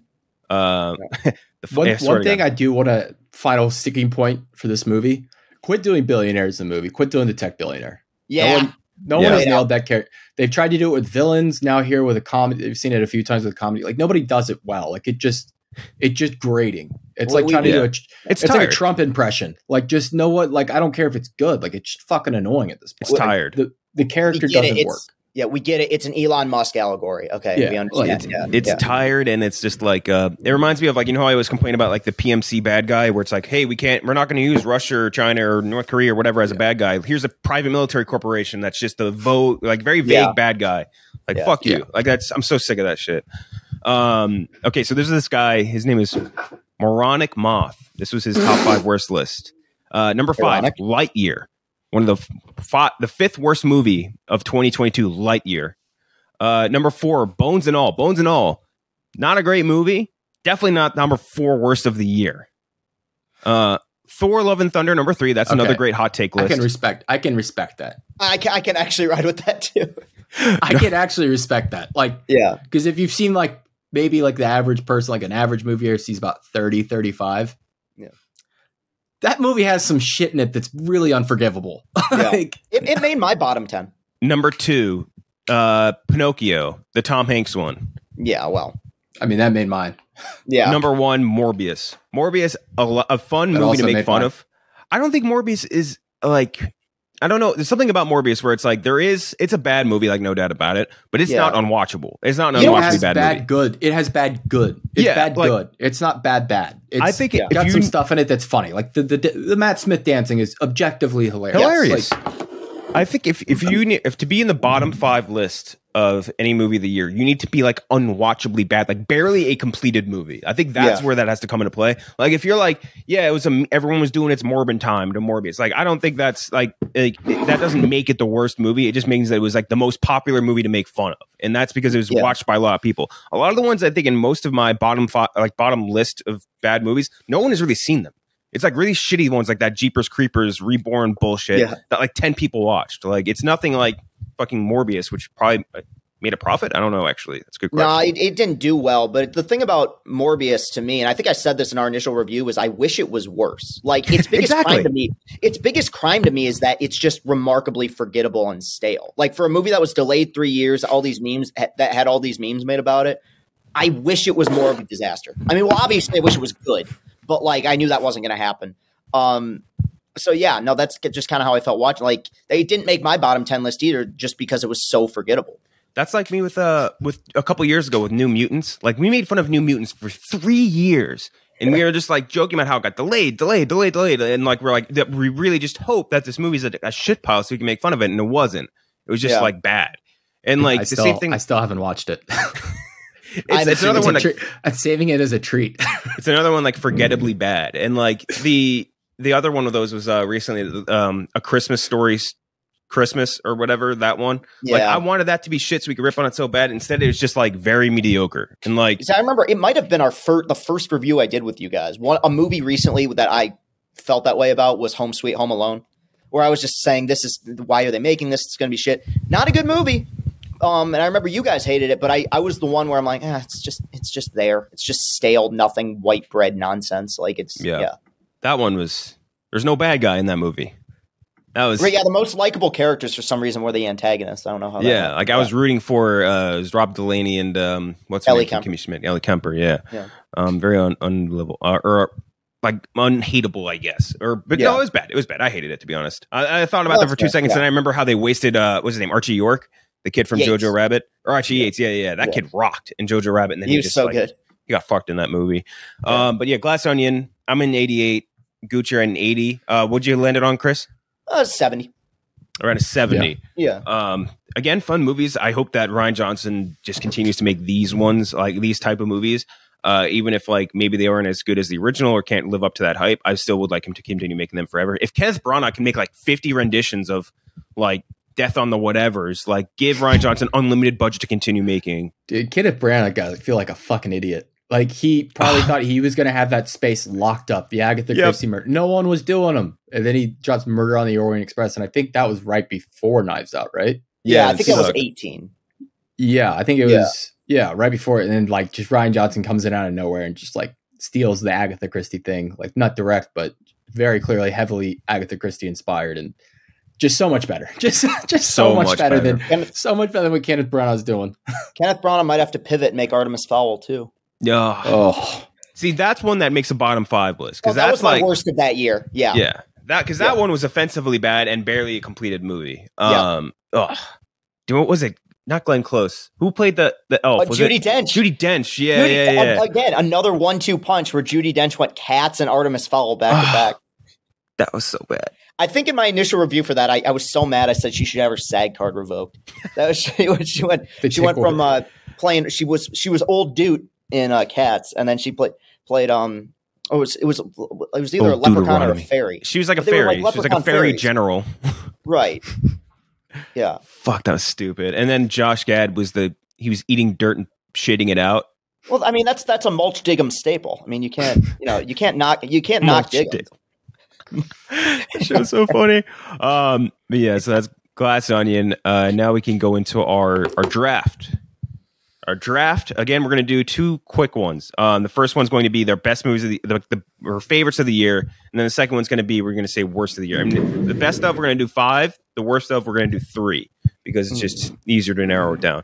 Yeah. The order is Chris, then Gooch, then me, and then we're going to do inverse on the worst movies. So best movies first. Chris, you got first pick. Okay. I'll go with a movie that was number 2 on my overall list, but in terms of the draft, I'll take it first overall. Top Gun Maverick. Now I stand by it, man. I think it's one of the best summer blockbusters the last 20 years. It's a beautiful nostalgia trip. I had a buddy that brought this up, and he's right. It feels like a movie that would have been made 25 years ago, but I mean that as a compliment. It just feels kind of stuck out of time. It's so sincere. And I think it has a legit shot to win Best Picture, dude. Like, it's been kind of a weak Oscar season. Why not Top Gun Maverick? Awesome movie, man. Just the number one example of a movie that is so much better than it had any right to be. You guys liked The Fabelmans, but would you be upset if The Fabelmans beats out like a movie like Top Gun Maverick? I don't think it's empirically better. Get it. I don't think I wouldn't be upset, but I was not blown away by The Fabelmans. I think it's going to be Everything Everywhere. It's feeling like it's like people were thinking the heat was going to die off on that, and I think it's picked right back up with all these smaller awards. Like it's starting to. I think it's possible. Yeah, and I think Banshees would be the second up. Banshees has been getting a lot of great press. Oh yeah, I forget. Were you there with us for Fabelmans, Chris? I forget. What's that? Were you there with us with Fabelmans or no? I forget. No, I was not. What was your thoughts on it? Because I know that both Jeff and Gooch really liked it. I was not really high on it almost at all. Like I was like it was number 10 on my top 10. But the one issue is that it was the one movie I circled where I'm like, this is so going to be my favorite movie of the year. Like this is Spielberg. He just came off of West Side Story, which is one of my favorite movies of all time. He's making a movie, a pseudo biopic. Like this is going to be the movie that I'm going to come out of and I'm going to be crying and saying it's the best movie of the year. And it was never bad, but it was rarely ever great. But I did really enjoy it. It's still better than most movies I see. I think the thing that detracted me the most was Michelle Williams hamming it up like fucking crazy in that movie. Like everyone else playing like it relatively straight, and then she's just like, "Oh my God, Sammy Fabelman, it's me, Michelle Williams," and it's just like so out of place for everything else that's happening in that movie. I would venture to guess his mom was probably really like that, but I could be wrong. It's just out of place, Paul Dano was fucking great. So as it stands down, Gold Derby, Everything Everywhere, Top Gun Maverick, Banshees, and Fabelmans are all sitting at between 7-1 and 8-1. Like they're so it's, and then Avatar right behind it, 10-1. Yep. Gooch, you're up. So you went Top Gun? Yeah. My number 2, I will go Everything Everywhere All at Once. Just a very lovable movie, a movie that will age well and play well in the future. Like it's just charming. I've rewatched it I rewatched it when I was back home. Just very fun. Very, very fun movie. I don't understand anybody who would dislike it. Wait, Chris, you disliked it, didn't you? No, you were just not as hot. No. I liked the movie. I enjoyed the movie. You're trying to get me in trouble. I did not believe it was the second coming of Christ. Okay. But it's a very well made, and I said in our initial review, despite my issues with it, I believe that those guys absolutely should be nominated for Best Director. I think it's one of the absolutely most masterfully directed movies of the last 5-10 years. I didn't fall in love with the characters or the universe or the story the way some other people did, but it's extremely well made. Mm-hmm. Yes, and that's my point. It's well made, accessible, enjoyable, like the family themes, the comedy. It's just a fun movie. So Everything Everywhere All at Once, baby. It's my fucking number 1 of the year. It's my number 2 behind Banshees, but I saw that. It's the movie I saw the most this year. I saw it 3 times in theaters. I also have the Blu-ray sitting up there somewhere, which is very cool. The behind-the-scenes features on Everything Everywhere were really cool. Highest grossing A24 movie of all time. Yeah, rightfully so. It had legs to it. Yeah. Okay, so if you take Everything Everywhere, I'm gonna back-to-back. First, Banshees of Inisherin. Banshees, obviously, it was just such a good movie. We talked about it a lot. I know I think you reviewed it on the pod, right? I know I wrote a whole blog on it, but I forget. I always found it was very interesting, expertly acted. by the, very like, I would say Whole I cast. love the duo of Brendan Gleeson and Colin Farrell, both from in the last McDonagh movie with In Bruges, but also in this very different dynamic. In the movie, like not, I think his classically sort of black comedy like it was with In Bruges, or dark comedy rather. It's more like it was like two different movies in the first half and the second half. First half was like more of like a not jolly, but like it's more of like a comedy, and then the second half is way darker, more of a drama. I really like both ends of it. Really funny movie. Kerry Condon also like So good. one of the best actress performances of the year, I think, in that movie. She was incredible. And just really well shot and beautiful movie to look at. Yeah. Like a lot of those shots that he pulled off were crazy, especially there was one near the end. It was like this helicopter shot of like those cliffs, and like it like goes up and like above the clouds. Like it was so cool. A lot of really great moments. And I have to have it in my grouping. Yeah. Like him. Go ahead. I was just gonna say, fuck. Goddamn. Goochman first. I'm making the ruling. Feckin' hell. Gooch, go. But I was gonna say also like one of the best side characters of the year, Barry Keoghan's Dominic. Yes. Like that was like, I liked him and I knew I was gonna like him in the movie. I was not expecting that. Like just an absolute weirdo. Like also just delivered one of the great lines of the year. Like, well, there goes that dream. Heartbreaking. Oh, so good. That scene crushed. Yeah, it's cool to see the Joker and the Penguin interact. Yeah. But it was number 9 on my list, but it's the one movie that I look at and go, you know what? If I watch it again, I bet it'd go up.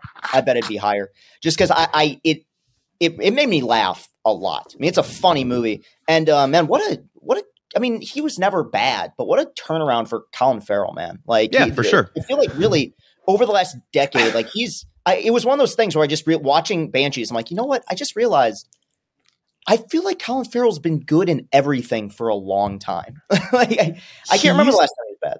He had a rep in the early 2000s and 2000s. Like bad boy. People said he couldn't act, and people said he couldn't act. I remember that being like a narrative around. Yeah. So I think the 2000s to 2010, he took the roles his agent told him he should take, and I feel like from 2010 to 2020 now, he's been taking roles he wants. And I think that's made a huge difference for him. Like instead of having to play like, hey man, we got this big superhero movie that's going to be made with Ben Affleck called Daredevil. You got to be in it. Or SWAT or like Phone Booth or any of those things. Yeah. And they just like, yeah, you got to be in this one. But like now he's been like, hey, let me go do this like, $10 million budget movie In Bruges. And he does that and he crushes it. Or he goes and does like all these other things like After Yang or all these other movies where he's like a smaller role where he gets to actually show off chops and he crushes it every single time. He's a great actor. Yeah, maybe In Bruges was his turnaround. Maybe that was the moment right where around like, there for sure. Yeah, I'm like, fuck this. I'm just going to take, Seven Psychopaths, another one I loved him in. Yeah. Yeah. What Really good. What a year for him. What a year. Yeah. After Yang, the Batman, and Banshees. Jeez. Woo. Yeah, for real. That's a heater of a year. Shit. He's Speaking so of good in the Batman. Speaking of, I'm taking the Batman next. It's not my highest rated. And I think numbers wise, it's not exactly right behind Banshees. It's definitely in like the 90s. But the Batman was an awesome movie. Very different from most of the comic book movies we ever get to watch. Obviously, the entire cast is so good. It's like, I think a thing that we were most interested in it, like going into the movie, was like, hey, it's not going to be like, obviously not Adam Westy Batman or like even really comic booky Batman. It's going to be a detective story. And it really was that. Pattinson, I thought, was such a great, amazing, actually, a Batman. And also every other character in the movie, I think, was fantastic. Like there was no bad role in that movie. Like all these weird little like side cop characters, like the 50 million dudes from Chernobyl that were in that movie. All of them are great. Obviously our good friend who played Gordon. What's his name? Jeffrey Wright. Jeffrey Wright. In his amazing voice as Gordon. I think in all the other, like obviously Penguin and John Turturro. John Turturro is not getting enough credit. He is really creepy in that, man. That's like one of his best performances. Yeah, that's like a pound for pound thing too. Where like he didn't have the most lines in that movie, but every line hit really hard. And then really, so obviously good. Paul Dano just unbelievably good as the Riddler. On the FaceTime calls, like through the phone when he's just like delivering speeches, like those monologues he's delivering. He's terrifying. That's my number 3 on the year. So that would have been my pick. Like I really love that movie. It was my number 1. I went with Top Gun Maverick just because I think in terms of winning the draft, that's probably a better pick. But no, the Batman, every time I watch it, I like it more. And even the few complaints I had about it when I first saw it, a lot of them have kind of been cast aside. It is so goddamn good. And really, I know that you guys have some differing opinions than I do. I think in general, this is kind of a lame year for comic book movies. It was bad, at least comparatively, for sure. One of the weaker ones that we've had in a long time. And the Batman was just use that as a template going forward. Like, these are the kind of comic book movies we want to see. It's so damn good. Mm-hmm. I do want to see more of it, but I don't know if anybody else other than like the Matt Reeves of the world can really pull it off. Like, it's a tough, like, it's hard to do a blockbuster and do it, like, make money while taking a more serious tone. Like, it's tough. Well, yeah, no, I guess I just mean in the sense that, get directors that have a real, don't do this director for hire shit anymore. Like, get a guy that really has a vision is kind of more what I'm leaning towards. Because, Ant-Man could not be made like the Batman was, but no. Exactly. All right, next up, not my number wherever we're at, number 7 on the year, number 6 on the year, but I'm going to go ahead and take it. Avatar: Way of the Water. Damn.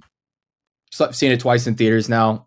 It's just, like I said, I can overlooked a lot of the script because of how incredible of an experience that movie really is.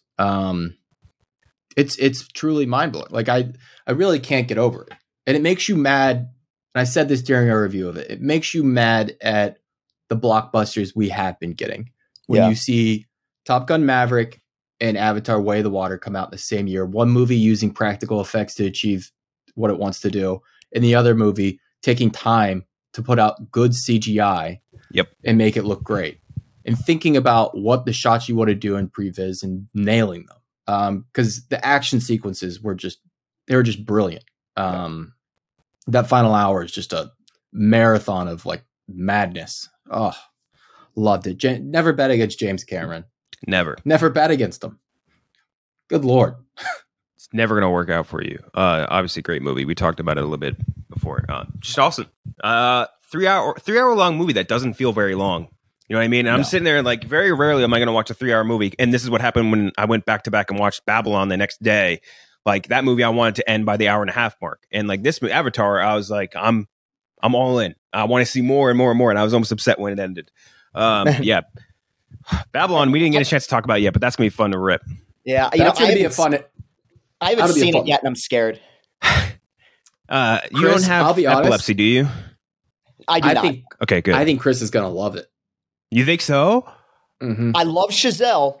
And I love Margot Robbie. So do I. I didn't like the movie. 3 hours scares me, though, especially if it is what it sounds like it is from you, Ken Jack. It's 3 hours, and it should have been over maximum by hour 2 mark. But then there's no way I'm going to like it then, because that's my number one complaint. How long, Gooch? How long does that last hour feel?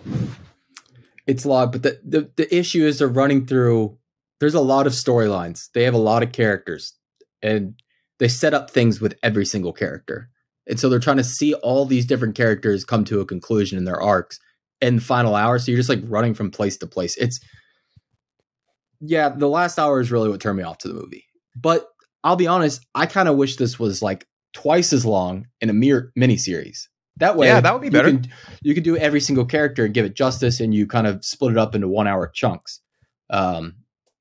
We'll get to it when we review it, but I do respect the shit out of Damien Chazelle for making this movie. Movie is two really good scenes, though. You got to say that. There's 2 really good scenes in that movie. The rest of it is not up to par for Damien Chazelle. And I think when I mentioned this when I first tweeted about it, it was like, it reminded me a ton of Tenet, where like the director hit a point where he's just like, he checked time. Like, I'm going to do whatever I want to do. And if it works, it works. If it doesn't, I don't care, because I'm Damien Chazelle or because I'm Christopher Nolan.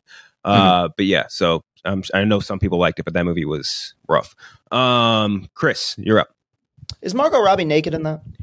No, not that I remember. You do see like, I think nipples for one through shirts. second you do see her. I think you see her tit at one point, but like nipples through shirt. Nothing crazy. Whatever. It's not like Wolf of Wall Street. Yeah, no. Nothing like that. Okay, mine. I'm gonna go with one I just saw over this most recent weekend. Took my mom to see it. It was the feel good movie of the year, and that's The Whale. With man, I wanted that. I came into it. I like Darren Aronofsky a lot, and I like the fact that he makes depressing as shit movies. But there was a part of me that was like, okay, am I going to be the guy that comes out of this being like, is this Brendan Fraser performance? Is it just like held up Hollywood hype to to market for the Oscars. No, absolutely not. It's one of the best performances I've ever seen. He is going to run away with Best Actor, and if somebody else wins it, it's a crime. Love. What are you shaking your head? Gooch, who would you put Best Actor above him right now? Colin Farrell. In Banshees? I don't think he had as much depth as he did in The Whale. Either. I think he did. Let's see where the odds are at. Let's see what the odds are saying. I still got the page pulled up. I think not only is Brendan Fraser's performance legitimately better, but it also has more momentum, I would say, than Colin Farrell does. It's got a ton of momentum. They're both about 3-1 right now. Really? Brendan Fraser's slightly ahead. That's surprising to me because it seems like Fraser's just cleaning up. But I don't know. We'll see. Golden Globes might tell us a lot. Yeah. But I love Sadie Sink in it, and I think she's going to be a fucking megastar. Because I'll be honest, I'm not a big Stranger Things person, and I find I alluded to it when we did Sherlock Holmes or the Enola Holmes review. I find most of the people from that show have not grown up to be that great of actors, and a lot of them annoy the fuck out of me. She's the exception. I think she's excellent. And it's a movie that sticks with you too. Just there's so many little things about it. It feels congested, claustrophobic. You have the aspect ratio. I mean, the movie takes place in one room, and 600 pounds fills up half of it. So, I mean, it's a really well made, really well acted movie that I wish everyone goes to see. That one really crushed me. That was a movie. I think I cried like 3 times in that movie, man. It really, really got to me bad. And it's a movie like obviously based on a play. It feels a ton like a play, almost like another movie. Which I mean, depending on how this draft turns out, I might have been picking. Yeah, that's what I'm saying. I'm saying So it reminded me a lot of another movie who we, depending on how the draft goes, might end up picking, which is The Outfit. Like where it's like it does feel like super claustrophobic, and that's on purpose, and it works really well. Right. Hong Chow also delivers one of the better supporting roles I think of the year by far. I think she's not getting nearly enough press for how fucking good she was. Yeah. She was phenomenal. Really she was probably my top before. Like I love Brendan Fraser in that movie, but I think Hong Chow was she's incredible in that movie. It's a less flashy performance, but she's equally as good. Yeah. Cool. Yeah. Devastating movie, man. I'm that lower on the me. movie, but I'm at like I think it's my number 24 on the year, but it's just a little like it's like, oh, he's dying, and his daughter. I don't think Sadie was written particularly well as like the angsty teen. That's fair. In the beginning, especially, yeah. I think she outacted the role, if that makes sense. And he's gay, and his husband died. It's like that's just shit from the play. They can't really change that. Yeah, I know. The story more than anything. Yeah, because I do think it was shot beautifully and acted wonderfully. Yeah. That's an Aronofsky staple where every time you think his movies can't get more depressing, they just get more depressing. Like he just loves piling on horrific shit to people. He's just a trauma master. So yeah, walking him and beating off in the opening shot was very like, I don't know. It set the stage, if that makes sense. Chris, you have back to back. Okay. I'm going to go, there's movies that I liked more, but I'm going to go with one that was probably one of our more surprising reviews. And a movie that stuck with me and scared me, and a movie I championed because it was a genuine surprise, and that's Barbarian. I really, really enjoyed Barbarian, man. And for horror movies don't do a whole lot for me, but it's one of those I just think, and again, it's Jordan Peele. I mean, to call it an homage, Jordan Peele's still very much in the prime of his career, but just is very similar to his style.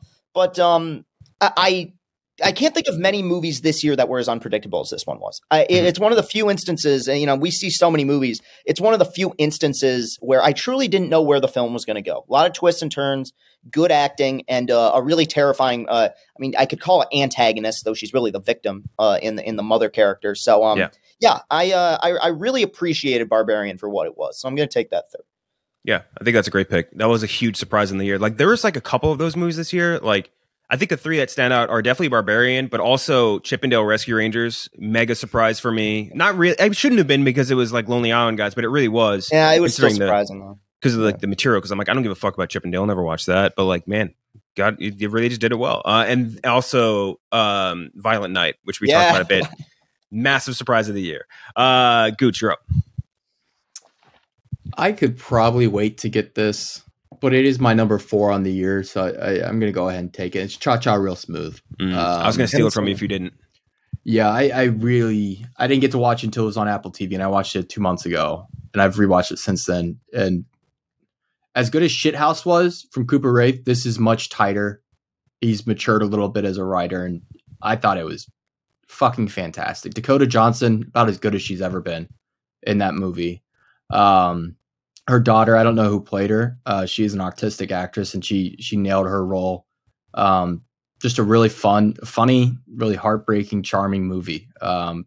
He's incredibly. I cannot wait. I'm so excited to see what he does next because it's almost unfair how talented he is. Like to be able to be that good of a director, a writer, and he's a pretty damn good actor. Like he's not blowing me away, but he's very, very good as an actor. And to be able to like write about coming of age stuff in the midst of it, like it's hard to, I can't imagine having that self-awareness that I think he's 24 or 25 years old. Really, really impressive. That's a great pick. And again, I wanted to steal it from you because I was like, I know his ass is going to think he can get it late and I might be able to take it ahead of him. Yeah, great pick. For me, I think I'll start with one that I really liked and one that like I was afraid of going into because I heard there was hype around it. It's an A24 movie, but like I was also like looking at the trailers and I'm like, this seems like it's too in the weeds, like too A24, like Lost in the Sauce. That's Marcel the Shell with Shoes On. That movie, I really, really liked it. I really enjoyed so much from a movie that like I should hate Marcel the Shell with Shoes On because it's everything I usually don't like the stop motion animated stuff. Like I do not like that. I never have vibed with it at all.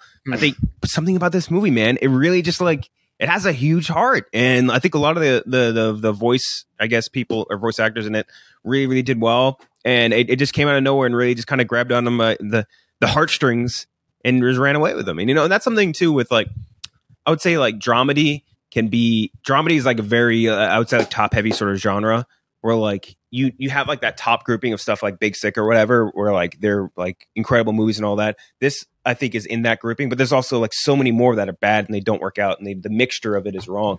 But Marcel the Shell, man, it made me a believer. That stupid ass little show. Still have not seen it. It's on my list, but like I just still have not been able to get to it. It's still not streaming anymore. I know that. I don't think so. No. Fuck. Menu is about to come on HBO Max soon. I think this month. Just speaking of new movies coming to streaming. Yeah, damn. I might just have to rent it. Yeah, pay for it. Oh well. I really want to watch it, and it's like one of those things where before all the good reviews started to pour in, I was like, I don't like Marcel. Like I never liked those videos. Yeah, they always freak me out. Yeah, I didn't love it. That's why it took me so long to watch it. It was like I'm not into this thing. Like why would I watch this? But man, telling you, I think you guys would like it too because you're probably in the same realm as, or I guess you're in the same mindset that I was. And for my next one, I'm gonna take two movies in my next pick, X and Pearl. I get both. Okay. I think that's fair. I think it's fair to take both movies in one swoop because they aren't far different enough, and they both came out in the same year. I'm taking X and Pearl, and if I had to pick one that was better, it's hard to say. I would say I think the performances in Pearl were better than they were in X, but X was a more enjoyable movie, if that makes sense. I like Pearl better, but I think I'm in the minority on that. Like I think most people are lean towards X. Yeah, I think it's a level again. Like the monologue that Mia Goth has in the end of Pearl, I think is as good as a performance from any actress you'll get this year. Like I think it's earnestly an Oscar-worthy role from her. But like.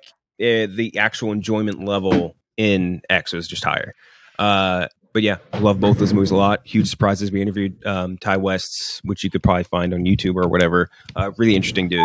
And I still am happy with myself for accurately guessing.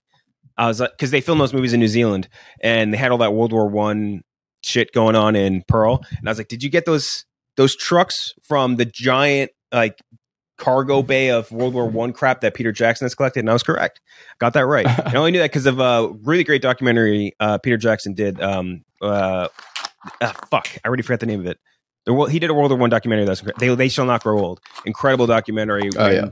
They just walk through Peter Jackson's like he has like this compound in New Zealand where he just has like this massive arsenal of World War I shit. It's crazy. But yeah. So Gooch, you're up. You know James Cameron uses his old office in New Zealand now. He has to say, yeah, like Like he moved out and then James Cameron moved into it. Basically, yeah. Pretty That's funny. two goats right there. I know, that's pretty nuts. So I'm up. Yep. Yes. Fuck, I wasn't focusing. Not good. I'm gonna go with All Quiet on the Western Front. And is this my last pick? No, Yeah. you got one more. You go. Okay. Okay, good. So All Quiet on the Western Front was a movie that hit Netflix, and then I took about a month to get to it after a lot of people kept asking us to review it. We never got to it. We're sorry. I think Kid Jack and Jeff a little lower than me. I have it at my number 7 on the year. I think it has the best cinematography of any movie I saw this year. Just fucking gorgeous. Really depicted in an interesting viewpoint because you never really get to see the German side of things ever. There's a reason for that usually. Yes, but like it does it well. Like it shows like a young boy like thinking he's fighting for his country and like finding out like, oh, like this is all just fucking pointless. Like just heartbreaking movie. Who's the Commanders player that like was it Allen who's like they're like, yeah, who would you want to have dinner with, alive or dead? And he's like, yeah, I'd want to have a brunch with Hitler. Yeah. See what he's all about. That was so you want to talk about bad answers on those like little things. The superhero, you know what I'm going to say. The one that was like, if you could be any superhero or have any superpower. It was if you could have any superpower was the question they asked. And they asked all these different NFL players and they're all given like, oh, flight or speed or something like that. And Joey Bosa just goes, Homelander. Yeah, exactly. He said, you could call me Homelander. It was like, what? And he knows exactly what that means too. He's like a huge nerd, Joey Bosa. People forget that. Excuse me? Dude loves video games. What part of Homelander are you vibing with? Exactly. It's like when Tom in Succession's asking like, oh, you read Mein Kampf? Yeah, exactly. What part of the book did you like exactly? So yeah, All Quiet on the Western Front. If you haven't seen it yet, watch it in German. Serves it well. Yes. Get over the subtitles. Beautiful movie on Netflix. Plays well at home. Would have liked to see it on theaters. Another thing where it's like, I'm all for the accessibility that streaming gives, but some of these movies belong on the big screen. And that was one of them. Like, it would have looked amazing on a big screen. That was a good movie at that, and one that like I won't say I was like disappointed in, but like that book was one of my favorite books ever. Yeah. And I remember reading it as a kid. We had like a very early edition of it. I guess like my great grandparent had bought or something. It's like old as fuck, but such a good book. I don't think the movie quite captured the book in the way that I wanted it to, but still a good movie on its own, like in its own separate realm, if that makes sense. Fucking nerd. It's one of those things, like I'm very rarely a book person where I'm just like, I can do the enjoyment level of this, but when there's something that like I truly have like a reverence for, it's very tough to like split off from that. Chris.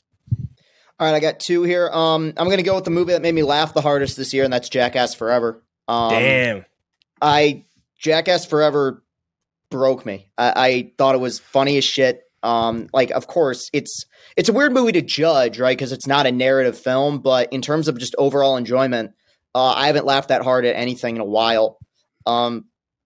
And then, so yeah, I mean, not much else to say. I think it's probably the last one with the original cast for the most part, and it's a brilliant send off. It was hilarious.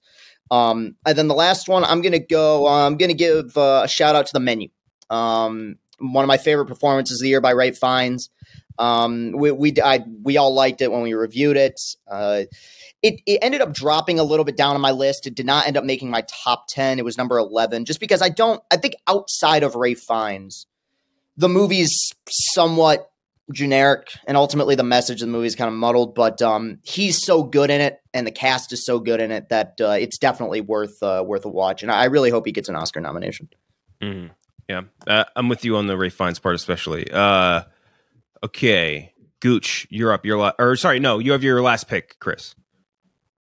No, the Jackass Forever and The Menu were. Oh yeah, sorry, and then The Menu. Yeah, so I was correct. Gooch, you're up. Yeah. And then I'll take The Fabelmans. I will go The Fabelmans. Number 6 on the year for me. Came down a little bit. Initially had it too. Brought it down just a hair. Just a brilliant movie. I mean, a lot of just chill-inducing moments where it's just like, this is why we love the cinema. Like. It worked for me. It did. Like it really did. I loved the back half. Whereas like, or we talk about Babylon, the back half just absolutely fucked up a lot of what the first half was setting up and like was good. The Fabelmans took the first half and then turned it up a whole nother notch in the second half, in my opinion. would have kind of pivoted towards coming of age story, less family drama. Just beautiful movie.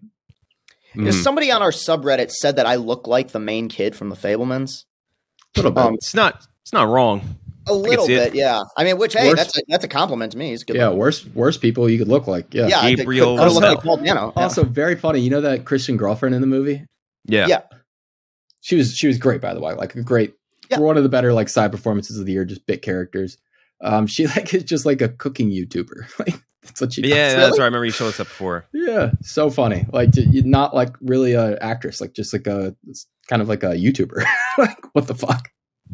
See, and that's one where like that's comes to like more my issue with the Fabelmans is like you'd have like very serious sort of performances coming from like, you know, Paul Dano and Gabriel LaBelle, and then you just have like a fucking clown inserted into the movie, like that character and like Michelle Williams, and it's just like that graded for me. And again, I think people like, or maybe people LCB fans anyway, because I would get like tweets after and all that, they misunderstood what I disliked about the Fabelmans. It's just like I don't think that Steven Spielberg made that movie to win Oscars. He doesn't need that. You know what I mean? But it's a movie where because of the subject matter, you need to basically like, I want to say like prove that you're not vying for an Oscar and you're not making a movie that's just built to make awards. Like there needs to be like, you need to get past this movie and like prove like your earnestness, if that makes sense. Yeah. And I don't think it ever bridged that gap for me.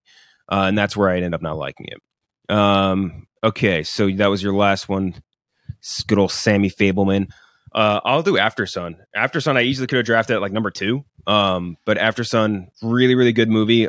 2 amazing performances from was Paul Mescal and I forget. I don't remember who the girl who played Sophie's name is, but she was fantastic as well. Really, like I would say, like sweet performance from both of them. Like that's like a really like interesting dynamic between those two, and also the father-daughter dynamic was awesome as well. Very.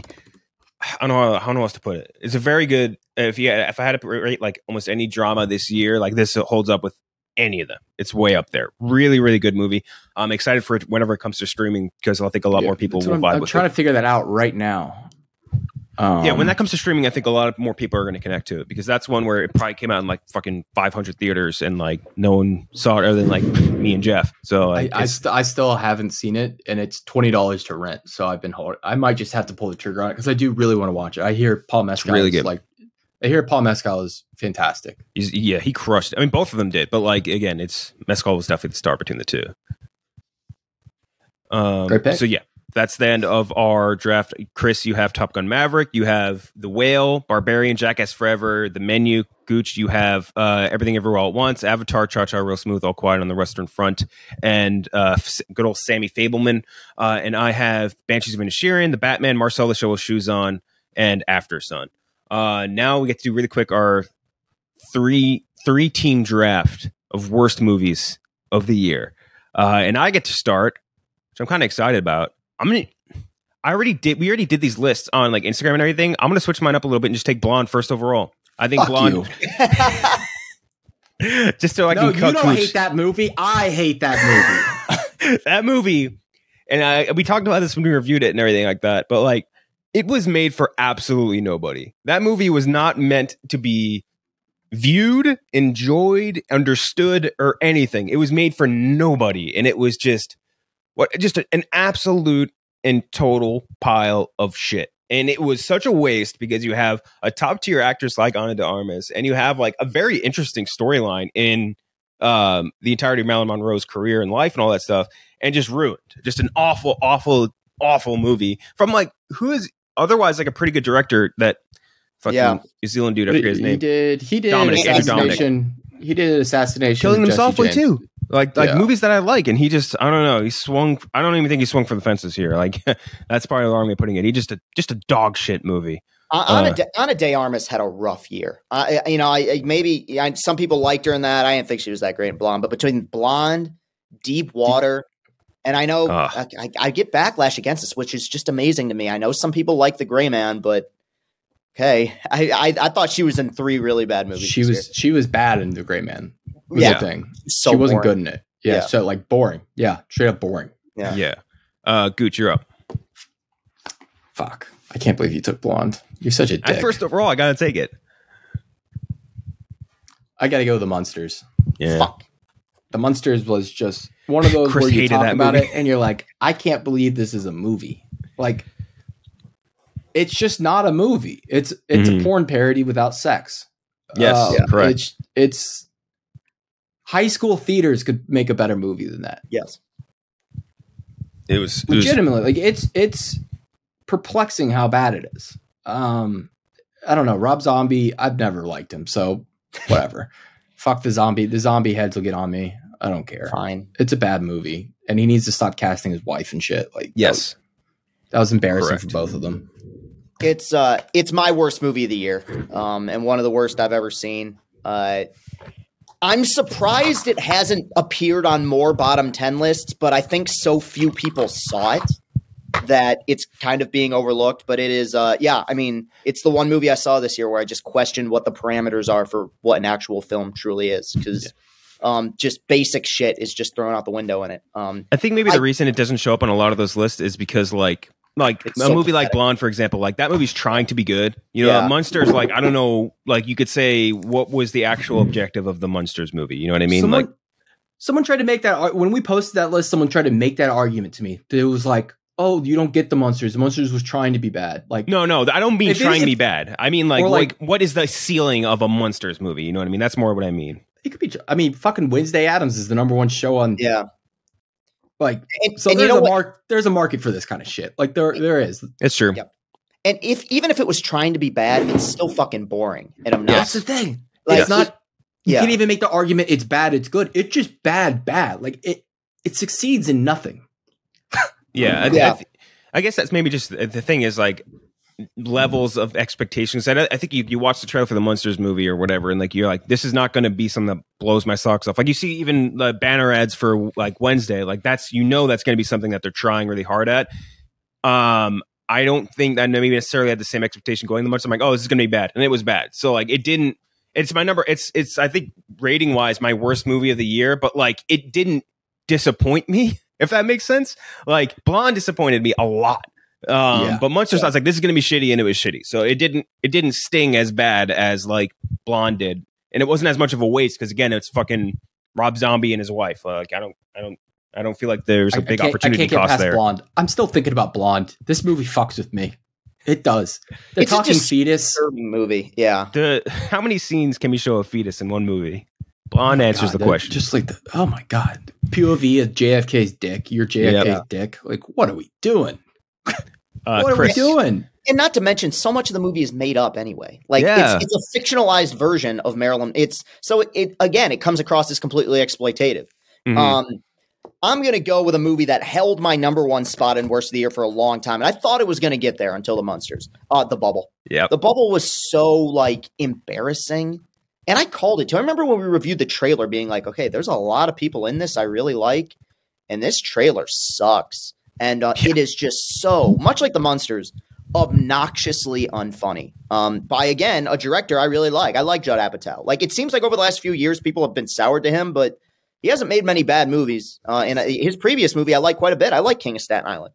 In this, it suffers from all the worst parts of his movies. It's way too long. It's kind of self-indulgent.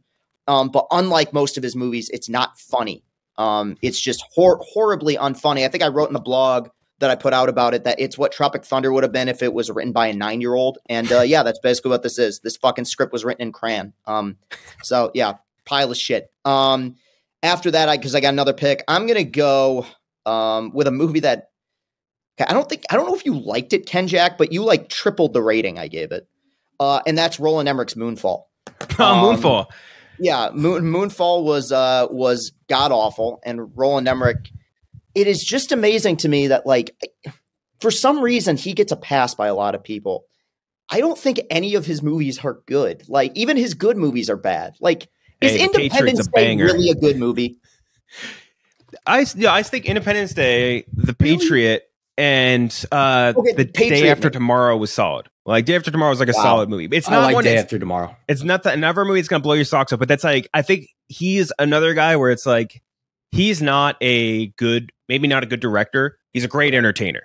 if that makes sense. Like Moonfall, there is so much stupid shit in Moonfall, but I'm just sitting there watching the moon fall, and I'm like, fuck yeah, the moon's falling. Like, it's just, that's the effect of Roland Emmerich. Like, his movies are dumb as shit sometimes, but like they're so big in scale and Michael Bayish and their like buffoonery that I just like it. I'm into it.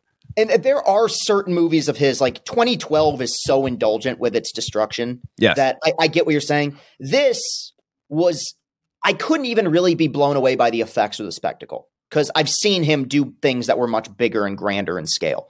And it suffers from all the same tropes, cliches, terrible jokes, unnecessary comedy. It's so fucking long, and the ending is just unbelievable. I mean, it's just like the moon goes back. Yeah, right.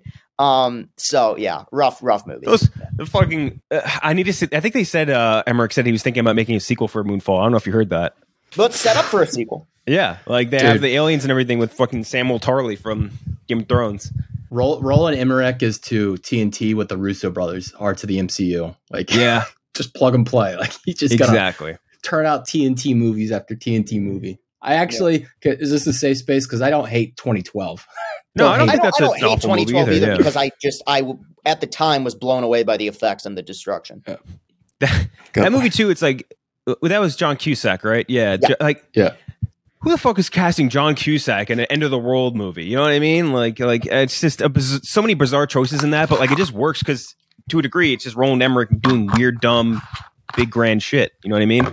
Yeah. He's just a fucking weirdo. German guy that made two of the most patriotic USA movies ever in The Patriot and Independence Day. Love that dude. Gooch, you're up. All right. Let me pick something. Man, I could take it and piss people off. You know what? No. Fuck it. Terrifier 2. Fuck it. Yeah, have at it. You know what? I gave it some respect when we reviewed it. The more I think about it, fuck that movie. Yeah. It was so long. So long. I think if it was 90 minutes, I wouldn't hate it as much. But good Lord. Like, just, it takes all the stuff that should be good about it, like a quick in and out gore horror, like splatter horror, like, and it just tries to make it way more than it actually is. Yeah. Yeah. Fuck that movie. Fuck that clown. Fuck you, Art. Art the clown. Yeah, like what? Her cosplay? Like, cool. I'm not going to support cosplay on this podcast. Only in my TikTok. Your loss. I think when we reviewed Terrifier, I think they said the same thing. It's like I respect it achieving the objective of absolutely disgusting audiences. Like, I respect that. I don't appreciate it. You know what I mean? No. Like, it did what it wanted to do to a degree. It was still had other issues. Again, like you're talking about the length and all that. But just not a movie for me. That's going near the bottom. Okay, I'm up. I will do. I think we just talked about this. Deep Water. Yeah. That movie, again, it's theoretically should be not that bad. Ana de Armas and Ben Affleck, even though that was like made towards the end of their relationship or whatever. Like an erotic thriller starring one of the most attractive working actresses should be incredible, and it wasn't. It sucked. It was fucking Ben Affleck looking at snails or whatever, and like snails. He loved those snails. Oh my god, yeah, he really loved those snails. Just an ass movie. No suspense really whatsoever, and the eroticness of it was weird. It was just fucking Ben Affleck being like a cuck. Yeah. Cuck. He was cucked by that douche Jacob from Elordi. Yeah. It's just like, I don't know. That movie, again, so many good actors and like attractive actors in it. In an erotic thriller, it should be good. It was total ass. It was a real tremendously bad piece of shit. And that's another one. Same thing kind of with Blonde, where it's like, and I didn't mean to pick two Ana de Armas movies back to back, but like that cast, like there's a level of expectation, like this should be good. Like, you know what I mean? The pieces are there for this to be a good movie, and it's just not. And that the level of disappointment makes it a worse movie for me. I'll back to back that with They/Them. That movie, I think that somebody thought like, hey, we got a really cool title, They/Them. That's a really interesting ass title, and that's all they had. It's the only thing they could think of was all they had. That's literally everything they had. Just an absolute dog shit horror movie that has one good actor and a cool ass title, and that's it. Nothing else to it. It is a really cool title. That title rules. It's so good. It's such a good title. It's such a waste of a great title. Fuck, man. Gooch, your last pick. Let's see here. I'm gonna go Pinocchio, the Disney one. Yeah. Just really no redeeming quality. Like Tom Hanks, want to talk about bad years? Bad year. Yeah. Yeah, for real. Year. It's a bad Terrible in that decade. movie. Bad decade, pretty much. Good Lord. Well, wait for Otto to come out. OTTO. I got a cat. It's always you brown guys, and I don't mean that racially. I've seen that line on the trail 500 times. If I hear one more 80-year-old laugh at that fucking joke, good Lord. But yeah, no, the movie just fucking stinks. The animation, fucking terrible. Like, bad animation. Like that's where it becomes unforgivable. You're Disney. Yeah. You are Disney. You cannot put out a product that's that poorly animated. Like that's just, come on. Like, because you know you got the money for it, you got the resources for it. Looked terrible. Looked awful. Yeah, just a bad movie. No good. Chris. Well, I should go RRR, but I think I moved past. You want to start off the new year with that? Well, I know. We've moved beyond warring with other nations, which is what the fucking review caused. One review we did for a movie I hated, and we had Robbie Fox on for this episode, and he was so enthusiastic about it that I didn't rip into the movie the way that I wanted to, because I love Robbie. I didn't want to hurt his feelings, though I'm sure he would have been fine. I hated Studio 666. That movie was fucking dog shit. That was just what that movie was. And the thing is, it's one of those weird instances where if you're a big Foo Fighters fan and you get the references and the jokes and you like those guys, you'll probably really like the movie. But the entire thing felt like one giant in-joke that I just didn't understand the punchline to. I found the entire thing boring and unfunny. It had one really awesome death scene in it. With one? A chainsaw. That was awesome. Yeah. And also Whitney Cummings has never been funny in doing anything. And he shows up bad in that movie. She was real bad. She's bad. Her TV show is bad. Her stand-up is bad. When she does a Comedy Central roast, they're bad. She was on KFC radio. She wasn't funny. She's been on that podcast a few times. I know. No, that's probably come back around to bite me in the ass. I don't find her funny at all. I think she surrounds herself with funny people.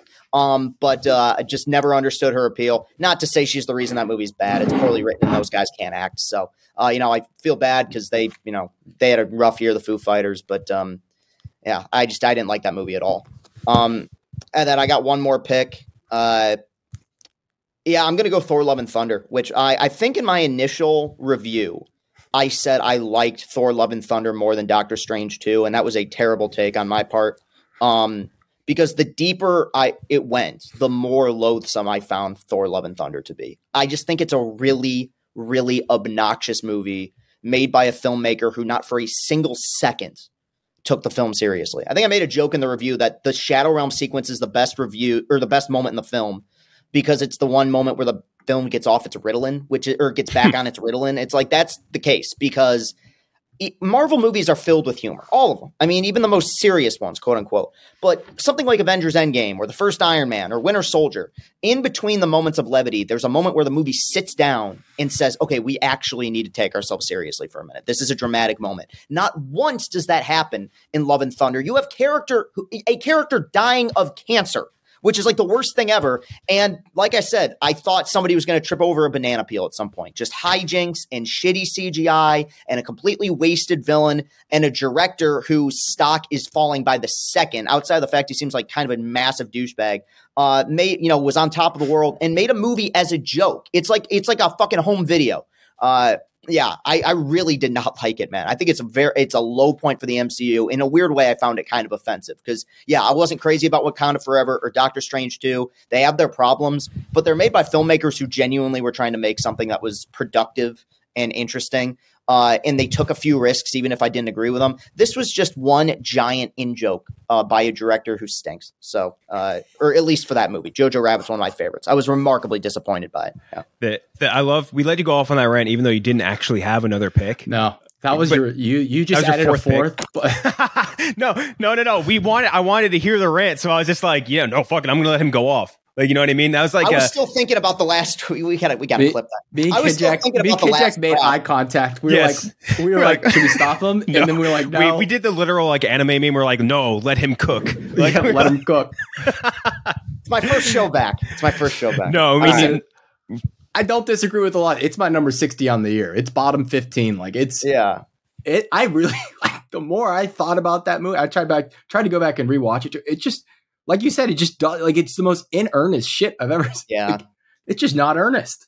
Yeah, I think that's a movie where like it's all everything's like relative in the Marvel universe. Where like 2021 for Marvel was great, 2020 for Marvel was awesome, and like that this year for Marvel hasn't been great relatively speaking. I still think the movies are like watchable and good and like all those things, like entertaining for the comic book space, but like they haven't been as good relatively speaking to the previous years.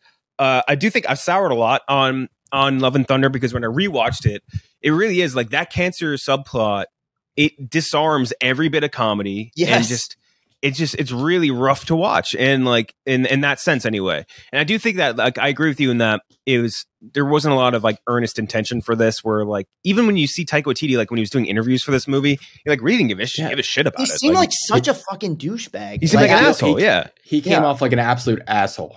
Especially when he was talking about the effects and he was like, oh, he's kind of shit on the VFX team. Like, it's like, dude, they're like, people know what their working conditions are like not the time to be doing this. Like, come on. Came off like a dick. And like, that sucks because like, again, he's one that until really this movie, like he hadn't missed. Like all of his movies had been I know. Good. Like really, like you Hunt for the Wilderpeople, Boy, like obviously Thor, Love and Thunder, or not Love and Thunder, Ragnarok, like turned Thor from being the worst Avenger into arguably the best Avenger. And then he did like Jojo Rabbit, like awesome movies. And then this, it just seems like, I don't know what it is, but I think he maybe got too big for his britches because everyone was sucking him off, us included, and then maybe just kind of like lost his part of it. It felt like he did not put any effort towards this. Exactly, yeah. And I still, I still do not think that Ragnarok is the I really like Ragnarok. I really like it too. I just don't. I never got the people who are like, "Oh, it's the best Marvel movie." Like, really?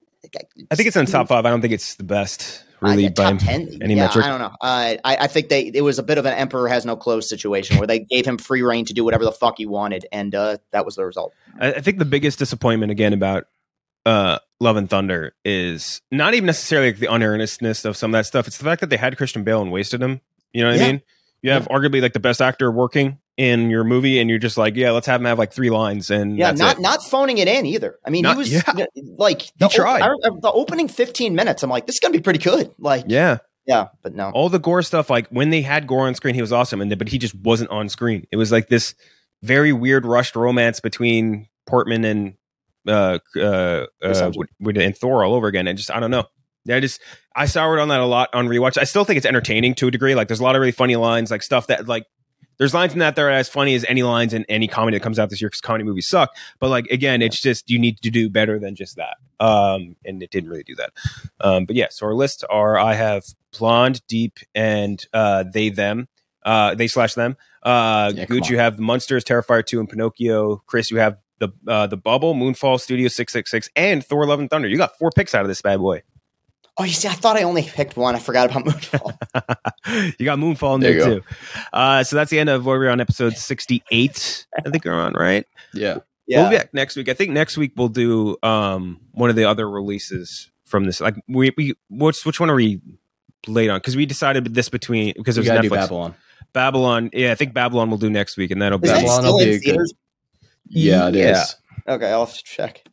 Have fun with that. Clear your fucking schedule for the day, and make sure you again take any epilepsy medication you have. So yeah, we'll get back to that and be prepared for an opening 5 minutes of an elephant diarrhea dumping on someone. Me leaving the theater after Babylon. I must find and kill John Lennon.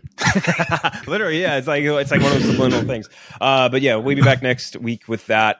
We will be here for an episode of Long Take as well. But yeah, until then, no episode of The Bracket this week for those of you interested. But until Friday, we'll see you next time.